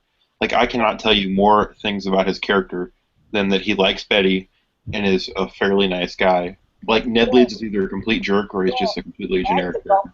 He had development when he was Peter's rival for Betty, but once you had Gwen becoming the girlfriend, when Stan had Gwen becoming the girlfriend and Betty just became his ex-high school sweetheart, that killed Ned. Because Ned just became the talks to at the Bugle, who's dating Betty, or engaged to Betty, or married to Betty. Ned Leeds is one of those, he's one of those Spider-Man supporting characters. He does a lot when the plot requires it. When the plot doesn't need him, he's just there. Yeah. He really is one of those guys that really is just there. He's like Craven. He's like Craven, because what everybody remembers Ned for is death. Not what he did when he was alive, except for being Peter's rival for Betty in the Silver Age. After you get past that, nobody remembers anything about Ned but that he died and that he was the most forgiving bastard in the world that every time Betty cheated on him. Yeah.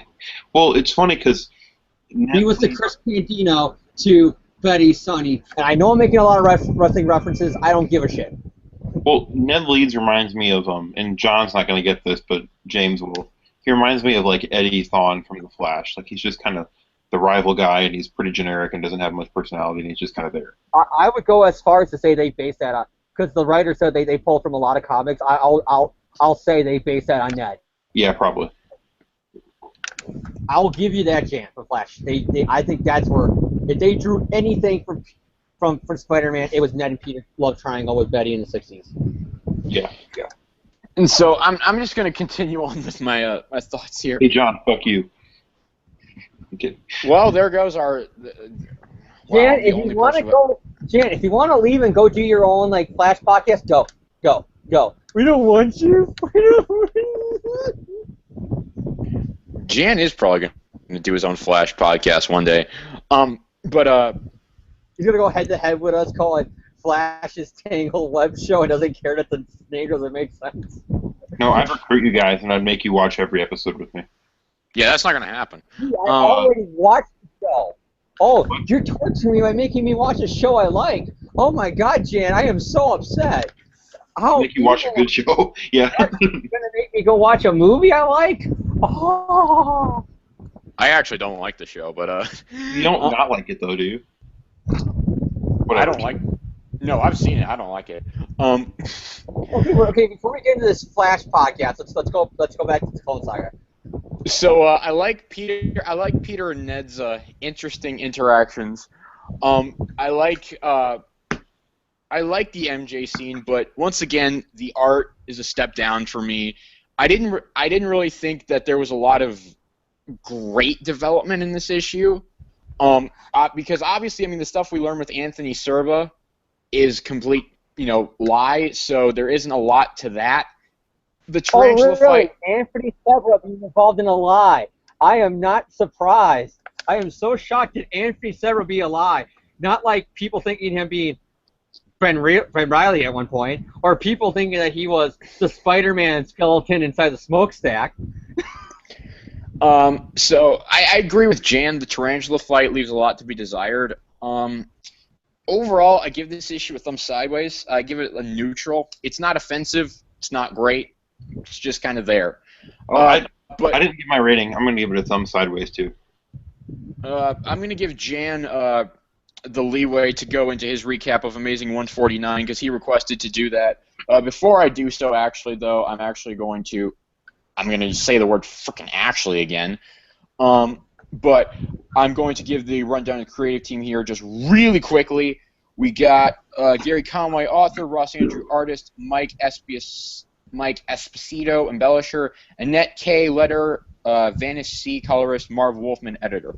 All right, Jan, take us away. Amazing 149. Well, children.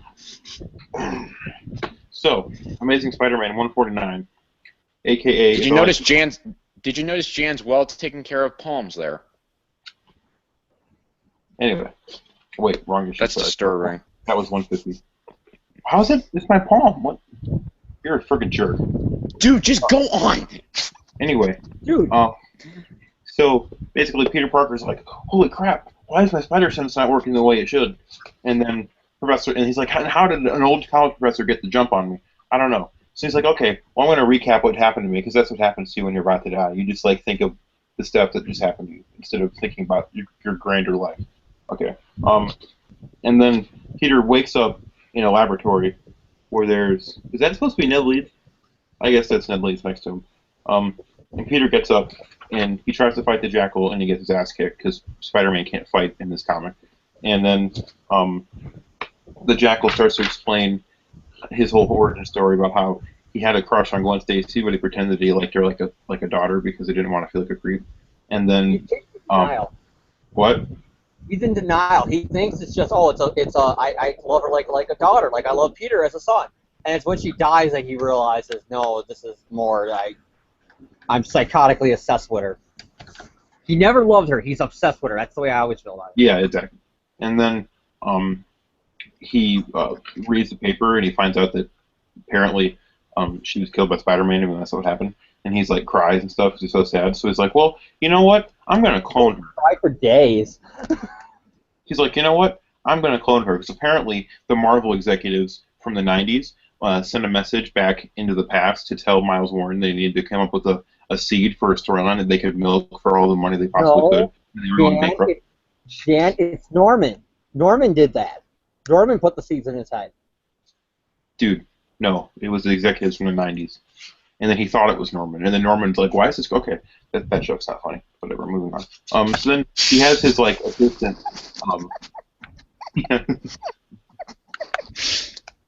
When I laugh, you don't stop talking.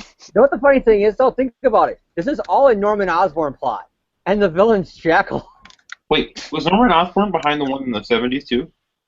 Yes, the journals explain that. Oh, I haven't read the journals. Okay. I don't like the 90s Clone Saga, so I haven't read anything of it. So he gives the blood sample. Jackal's saying one thing, but he means another thing. Yeah, I'll probably read it eventually, but I don't have the money. Anyway, so he gives the blood samples to his creepy-looking assistant, and then his assistant's like, "Holy crap! You gave me human clones? You fucking crazy! What the hell is wrong with you?" And Jackal's like, "Shut up!" And he like kills him, but I guess he like chokes. He kills him by covering his mouth. He's like, "Oh my god, I killed him!" And then he's like, "Oh my god, I killed him!" And the joke is that the dude was probably still alive, but he didn't realize that because he's not very smart. He didn't even like check his pulse. He's just like, "Oh my god, I killed him," even though he's probably like unconscious. He burned him in the smokestack. And he throws him in a smokestack, and then he's all like, he hears people talking about like the jackal, or like some people talking about like the animal, the jackal in the next room, and he's like, "Holy crap, I didn't kill him. It was the jackal." And then yeah, so that's a terrible villain motivation. And then he makes so if someone had said the bunny rabbit, like if he heard someone talking about rabbits in the next room, would we have gotten the white rabbit decades before we actually did? Yes, we would have. Anyway, so then for no reason at all, he makes himself a cool costume, and it looks nothing like the Green Goblin at all, by the way. And then he clones Gwen Stacy and enjoys looking at her naked body. And then what else happens? Oh yeah, Spider-Man's a freaking moron and runs into a wall because like he's like, "Oh, I'm gonna get him." And then he like hits the wall because he's not very smart in this issue. And then people are like, because he's Wile E. Coyote. Yeah, people are crying like, "Oh no!" Because they're crying for I don't know, like because Ned. Oh yeah, Betty's crying because Ned's missing. I'm tired. I'm sorry. And then Peter shows up and is a complete douchebag to Jameson, but Jameson kind of deserves it. And then okay, and then the biggest plot hole in the entire story, and I laughed so hard when I realized this. All right, so the Jackal says, "You will come to the Shia Stadium at midnight." So what does Peter do? Does Peter think, "Well, this guy's a freaking moron because he just told me where he's going to be at a certain time, and he's obviously going to set up there, so I can just go to Shia Stadium like right now and wait for him to show up and then kick his ass." But no, Peter's like, "Oh, I'm going to go to the Daily Bugle and interact with the supporting characters." So then Peter Parker goes right at midnight instead of just like showing up like an hour before when the Jackal was I think he did that so that way he has an alibi. What? He does so that way he has an alibi. That's so stupid. That's bad writing. He goes up there and he's all like, "Oh, I haven't seen Ned for weeks. But Betty, I'll go find him." Instead of just going and finding Ned immediately, and because he knows where he was at Shia Stadium, he could have just like. If I didn't know any better, I would say that was Ben Reilly because he's all like, "What? What are you guys talking about? I haven't seen Ned for a while." Like when I first read that, I thought, "Oh, it's because it's the clone, it's Ben." But then then Spirit like, "Oh, I had to tell them that so that way they won't worry." So then the Jackal gets the jump on Spider-Man again, because Spider-Man sucks, by the way. And then Spider-Man wakes up and he stares at himself in the mirror. He sees his clone. He sees Kane. Oh wait, no, that's the wrong clone. He sees Spider-Side. Oh wait. Ben Reilly, the best guy in comic history. Okay. Yay, Ben Reilly.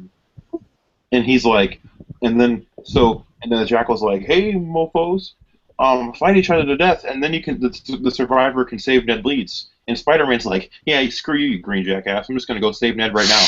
Oh wait, no. Actually, I'm sorry, that was the version of this comic. Jan, he doesn't actually. Listeners, he doesn't actually say that. He doesn't actually say what? He cut off for a second. What did he say? I said Spider-Man looks at the Jackal and says, "You're a green jackass, and I'm just gonna save him now and not do what you said." Oh wait a minute, that's actually if this comic was written well. Instead, he's like, "Oh, okay, I'm just gonna fight myself for like no reason," and then they're like, "Oh, it's all a metaphor for him fighting himself as Spider-Man." They're fighting over they're just trying to stop each other because they think the other's the clone, and if the clone comes near the bomb explodes. But it's stupid because they should have just worked. Spider-Man should have been, you know what? I'm just gonna go and try to save Ned. They're trying to stop each other from getting to the bomb. Why? They think the other's the clone. Yeah, but the other would still be a clone of Spider-Man and would still try to do the right thing and save Ned. So it's still bad writing. And then they fight each other, and it's kind of stupid and stuff. And then all of a sudden, the smarter one, which I assume is Peter Parker and not Ben, is like, "Oh man, why are we fighting? Let's just go save him." So then they go save him, and then Gwen Stacy is like, "You're not the Jackal. You're Miles Warren. You're a murderer." And he's all like, "Oh my God, you're right. I've been killing people for like a year." He's like, "Oh my God!" And then he goes and he like saves Ned. and then Peter, I guess it's Peter, grabs Ned, and they jump out of the way, and Miles Warren dies. So this is the last appearance, and also the Spider Clone dies. So this is the first appearance and the last appearance of the Spider Clone. He never shows up again. Never, ever, ever again. He's completely done. That's it. That's just a footnote in the history of Spider-Man. Same for the Jackal. This is actually the last appearance of the Jackal. The character never shows up again. This was not a clone in any way. My name is Ben Reilly, and I'm related to this reality's Peter Parker. How? I'm his clone. Or maybe he's my clone. We're not sure. Yeah, we don't know. It's bad. And then, Is anybody else mad? Because I reread Spider-Verse today, and when the alternate reality Ben Reilly from, like, I assume it's that one Clone Saga mini that came out during Brand New Day, that was the way we originally wanted to tell it. You know, the way that it was Burns and DeFalco retelling the story the way they originally planned it out before Marvel editorial got in the way and fucked everything up. That dead Ben Reilly shows up during Spider-Verse, and he's the Ben Reilly in there. Is anybody else mad that he doesn't explain who he is? He's like, I'm my universe's clone of Peter Parker, or maybe he's my clone. We're not really sure. We're not sure. And then the '90s show Spider-Man cartoon should have gone if he wasn't killed off by Dan Slott, because Dan Slott's a fucking moron. This is like a bad comic book plot. Which, by the way, okay, I'm going to end this right now. John Simper, head writer of the '90s show, go on his Facebook page. He's created a Spider-Man the Animated Series Facebook page. He states outright, Spider-Man the Animated Series and Spider-Man Unlimited not connected in any way. I'll pull it up the screen right now. Okay. God, I was doing it for a joke. Well, John's being weird. Spider-Man and the clone Gwen Stacy and the leads all survive the explosion. And then Gwen Stacy's like, how do you know you're not the clone? And he's like, 'cause fuck you. And then it cuts over to the next scene where Peter Parker sees Gwen Stacy at the real Gwen Stacy's grave. And she's like, I'm going to leave because Jerry Conway hates me. And then she leaves and she was like, crying. It's more than that, Jan. Yeah, shut up. Because the writer, it's not Mary Jane nowadays. Playing the part of the asshole tonight is Jan Rawlings. I'm going to leave because the writer who's leaving the book this issue hates me. That makes perfect sense, Jan. And then Peter Parker goes to the apartment and he gets laid. The end. This is my favorite issue recap ever. So, oh, come on, John. You got to admit my Hobgoblin Spectacular beats that. No, your Hobgoblin Spectacular is better, but this is great. Okay, Jan. anyway, so to wrap it all up, at the end, I have notes written down about what I want to talk about that page and how much I like it. And Jan completely ruins that with that whole, I have to leave because Jerry Conway hates me. So, to recap, Jan just... Spider-Man is an idiot who can't fight an old college professor in green tights. He gets laid at the end. Gwen Stacy leaves, and the Jackal doesn't die because Clone Saga from the '90s. The fourth wall just got broke down in that scene. Was Deadpool in that issue? Does anybody know? He was off panel. Man. Gwen Stacy's possessed by the... You sum up one of the greatest moments in Spider-Man history, and for people who are fans of Peter and MJ, that say this is the moment where Gwen says, no, we're not meant to be.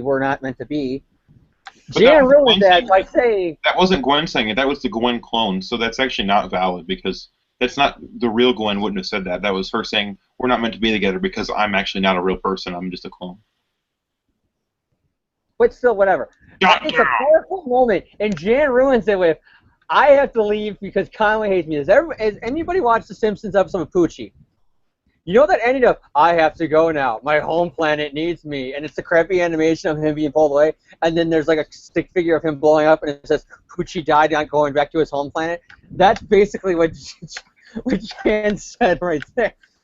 Actually, I have to go now. My home planet needs me. It was replaced by a really bad animation of Jerry Conway standing at the mailbox waiting for his royalty check. No, it was replaced by Gwen leaving into the 90s. The dreams of the... Oh, wait a second. Part of the Clone Saga takes place in Portland, Oregon. There's a song on a show called Portlandia that goes, the dreams of the 90s are alive in... Portland!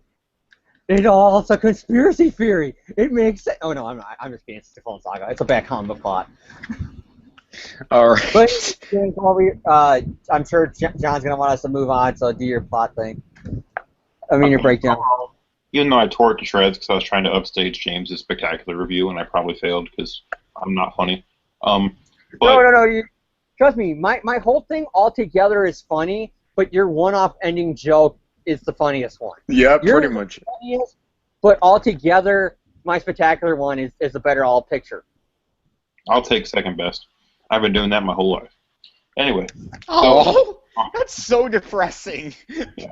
So, on the whole, this is I've definitely... been that way my whole life. All of a sudden, 70s Hulk music plays. Do, do, do, do. But I feel like, as a whole, this issue is a really funny, like, it kind of sums up all of Conway's run. There's some really great moments. There's some hilariously bad moments. There's just some plain stupid. But on the whole, you feel like it was worth it at the end. So I give it a thumbs up. All right, I'm gonna go into my thoughts here because I've gone last both times, so I'm gonna go second this time. Here's my second place, Jan. I didn't like the issue at all, really. Yeah, not to, because it's not very good. I didn't really like the issue. I thought the Jackal's ending was stupid. It was stupid. I'm not a bad guy anymore. I thought the Jackal's ending was stupid. I thought Peter walked into the Bugle and was a complete jerk. I had to censor myself there. I wanted to use... Guys, I got a question for you. Was it Peter or was it Ben? Was it the clone or was it the original? Is it Smoke and Mirrors? I'd love for it to be the clone. That would apply from to this point on, guys. If we review Spider-Man comics from this point on, is he the original or is he the clone? Is this my middle finger or is it not? So I didn't like the Bugle scene at all. I did like the scene between the Gwen clone and Peter Parker. I did like that as much as we have a lot funnier way of looking at that scene now, thanks to Chan. But I did like what was said in that scene. I like the closure I guess it gave. The Jackal's backstory was, it was well done. It was the exposition that we needed. The fight between the clones was, or not the fight between the clones, but the fight between Peter and Ben Reilly, because that's what we're going to call him, because that's what he is. Kane, there's Spider Side. It could have been two clones. Where's the real Peter? But I didn't like that. It was poorly executed. The whole Shea Stadium thing was poorly executed. It was just, oh, hey, the Jackal all of a sudden realizes that he's a bad guy, so he jumps into a bomb. Yay! There was build-up but no payoff. Or there was build-up and payoff, but it wasn't the payoff that the build-up was leading us to, and I didn't think it was a really good way to tell a story. You built it up as, oh, Peter's going to realize that he's the real one, and then he's going to save Ned. Oh, sorry, we're just going to go off in this random other direction that no one really wanted, and we're just not going to satisfy the readers at the end of the story. Ooh, let's just not do that. It ended up the Clone Saga perfectly because there was no definitive answer about who was the original and who was the clone. It set up the Clone Saga. Unintentionally, it set up the Clone Saga. That's not giving me a reason to like it. I'm such a snarky bitch on this episode. Okay, so overall, once again, the art, I don't like the art. I don't like the Jackal. I don't like the Shea Stadium. I don't like the ending. And I don't like Daily Bugle Peter. So I've got to give this issue a thumbs down. I didn't like this issue very much at all. I thought it was just mostly... It just didn't work for me. It really didn't. The Jackal's backstory is fine, and the Gwen and Peter scene is fine. But where the issue really needs to succeed, I think it fails. And plus, there's just not enough. Again, missed potential with the Jackal. They have all this opportunity to give that personal angst from Peter Parker, and they don't. It's not realized. I think it's just a bit sloppy. I love Jerry Conway, and he's one of my favorite Spider-Man writers ever. I think this issue was a fumble of the ball, so I got to give it a thumbs down. James, Clone Saga fan, take us home, sir. Okay, here we go. The big finale of the Clone Saga, and do I mean big, ending to the original story, to the first part of a multi-part series called the Clone Saga. Okay, here we go. My breakdown and recap for this issue is 2 thumbs up right off the bat. I'm a Clone fan. It's so bad it's good, and that's what I love about the Clone Saga. It's cheesy. It's so bad it's good. And this issue is that. There is some continuity errors, and there's some big what the fuck moment. But like John's been saying, how was the Jackal able to fight off Spider-Man in these 3 parts? I have a reasoning for that. It's not him. It's the clone. He made the clone have superpowers, genetically altered powers. Smoke and mirrors. I liked it. This is the first appearance of Ben Reilly, who I have been unspoken about how he's one of my favorite, if not my favorite, Spider-Man character of all time. I love Ben. So this is his first appearance, so I have to give this a good grade. And technically first appearance, because he's just the clone, but you know what I mean. It's good. I like the fight because maybe because I'm a Clone fan, I'm able to justify bullshit. And I do see it as they're stopping each other because each one of them wants to stop the bomb. Because they don't know what kind of bomb it is. For all they know, it could blow up Gwen, it could blow up Ned, it could blow up a city block, it could blow up the whole city, it could blow up the whole country. They don't know, so they're Spider-Man. They're telling themselves, I have to stop that bomb. And I had to stop that clone from getting near that bomb. So I like that. I like the, besides for that goddamn what Jan said, I like the Gwen moments. I like the Warren moment where he snaps out of it because overarching the story, he has been justifying everything. Spider-Man's the murderer. Anthony Sebra's the murderer. Jackal's the murderer. Not me. He even says in his backstory, it's not me. It was Jackal. He did it, not me. And then it's Gwen, the woman who he thinks he loves. He's telling him, you're a murderer. You're a monster. I don't love you. I hate you. Get away from me. That's what snaps him into realizing, oh, my God, it was me. And that actually is pretty good. It's the last moment where the real Professor Orange shows up before you realize, smoke and mirrors, it was all a trick. I was a clone.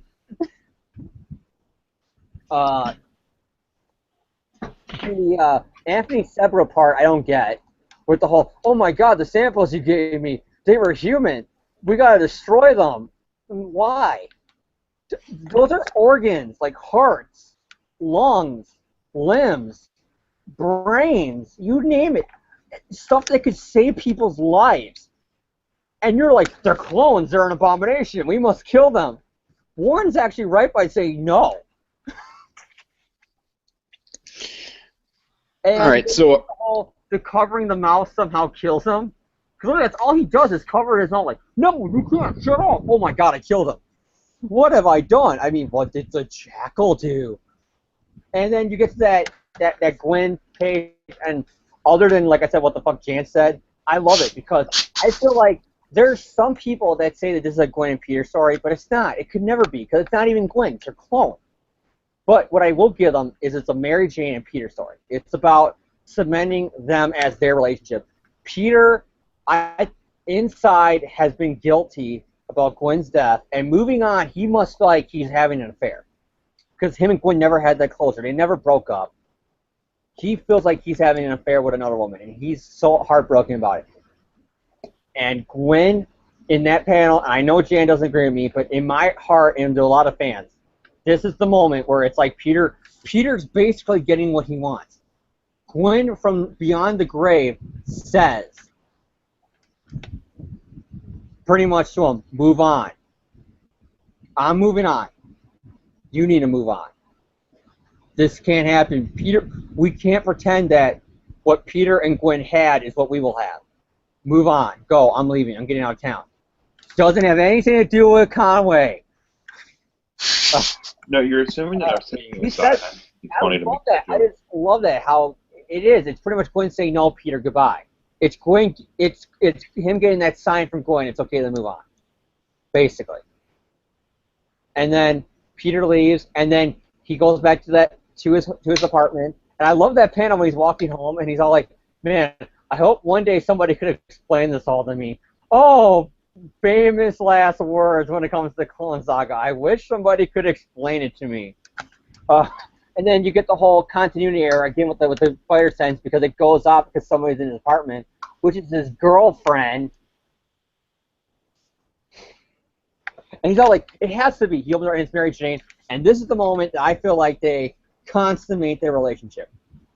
And don't blame me. The Clone Saga says that too, because in the recap to the Clone Saga in the 90s, they basically showed Peter and MJ about to get it on with him kissing her neck. All right. It's not an image I needed. As you can tell from right here, the clone was spying into him on the scene. And then the clone freaks out and Randy goes, "I'm the clone! No!" This is when Ben finally realizes he's the clone. And then we go into issue 50 where Peter once again comes out to the realization that he's the original and Ben's the clone because he loves Gwen. So he throws away the proof that Dr. Khan had of the DNA test. So he doesn't know who's the original, who's the clone. And then Ben Reilly starts to travel the world, going through his exile being the lost years as the name Ben Reilly. He adons that name. He helps the guy from killing himself. He ends up in Utah with Janine. Janine's an ex-murderer who he runs away with because Kane frames him for murder, and now the DNA says it's Peter Parker. And then Carry On showed up in the 80s, and then the High Evolutionary tried to claim that they weren't clones, and it was really Anthony Severa. And then Aunt May got sick, and then Peter started going for I'm the Spider, and then Ben Reilly showed up back in town, and then Peter's like the Jockel's pawn, and then him and Ben fight Judas Traveler, and then they team up, and then they try to figure out who is the original, who's the clone, and then Spider-Side shows up, and then Kane shows up, and then and then Peter feels like he's the clone. He freaks out and snaps, and he smacks the bitch. He hits Mary Jane, but he didn't really because it was a Jekyll mind control that made him do it. And then he left for Portland with MJ and to make a life for him and his baby because MJ was pregnant. And then Ben became Spider-Man, and Ben fought a lot of villains. Ben started to date Betty Brant. And then Ben Reilly, and then they found out that Kane died because he sacrificed himself for Ben, but Kane didn't really die. And then Kane died again, but didn't really die again. And then Norman Osborn was revealed to be the mastermind behind the Clone Saga. And then Ben Reilly died. And then who was Ben Reilly? As this one guy, the Rapture, showed up. And then Kane showed up. And then Kane became the Scarlet Spider. And it's the song that never ends. It just goes on and on, my friend. And that is me finally getting the Clone Saga out of here. Woo! Woo! That was painful. That was an emotional roller coaster. That was something. Oh, talk about Spider Island, and then that Superior storyline, and then Clone Saga. I'm so excited. I'm about to hate life again. All right, so James gave it. Literally, I just went over the Clone Saga in about 2 minutes. And my brain still hurts. All right, James gave it 2 thumbs up. So that's what we've got with the original Clone Saga. We thank you all for putting up with that. That was probably way longer than it needed to be, especially because we had to do 2 videos. John, are you seriously just saying that the Clone Saga was longer than it needed to be? I didn't even mean for that. I didn't even mean for the subtext of that, but that turns out perfectly. All right, shout-outs for this week. Jan, give us some shout-outs. Okay. God damn it! What should I shout out? I'll give a shout out to I don't know. God damn it. Hey James, what are your shout outs? Okay. My shout outs are of course to Power Morphicon. The con's coming up. I'll get everything set up right now. See you all in Pasadena next year. My other thing is to Gary Conway. Thank you for the clones, because when he finished that final panel and Peter closed that door on Gwen, he had no idea what kind of mess he made. You have no idea what you... Well, now you do, but you didn't then. I wonder if Jerry Conway keeps like copies of the 90s Clone Saga and cries over them. Shout out to DeFalco and every writer in the 90s that did the Clone Saga, because now I got my chance to really talk about it, so shout out to all the creators of my little credits to them. And final shout out, and this is going to be a serious one, shout out to Hot Rod, Roddy Piper, a professional wrestler who sadly passed away the other day. Roddy Piper, love him. I said this on Ranger Board. This is the worst part about being a wrestling fan is death, because it happens every 6 months that somebody dies, and it's always more shocking after the next. And love him or hate him, you got to respect him. He was the first bad guy that it was cool to hate, that you wanted to cheer the bad guy. He had some of the greatest promos, some really good matches. It's a shame he didn't have more title matches. Miss you, Hot Rod. And I got to say something. He's called Hot Rod for a reason. His catchphrase, and it kind of fits in with the Clone Saga, just when you think you have all the answers, I change the questions. And he was a crazy son of a bitch. So, God, good luck now, because you got your hands full. Hot Rod's up there. And for the wrestlers who he said that he had a dream about once, where he had a dream about him playing poker with all the dead wrestlers, well, I guess he beat you guys because he had to come up there to pay the piper. We miss you, Hot Rod. Rest in peace. All right. My shout-outs this week, Marvel, Stan Lee, Steve Ditko, obviously. Wasn't for them, we wouldn't be here. Conway. Sure. Well, I love the Gary. cast of characters we dealt with. Oh, there's one thing I want to bring up. Now, there's a joke that I know me and a few friends at my comic books are like to make about Jackal. We like to joke that he's the last Steve Ditko and Stan Lee villain because they invented him. Yay or nay, do you guys agree? Because they technically created Miles Warren. No, Stan Lee and Steve Ditko are too classy for that. I like Gary Conway, I do. I don't like the Clone Saga.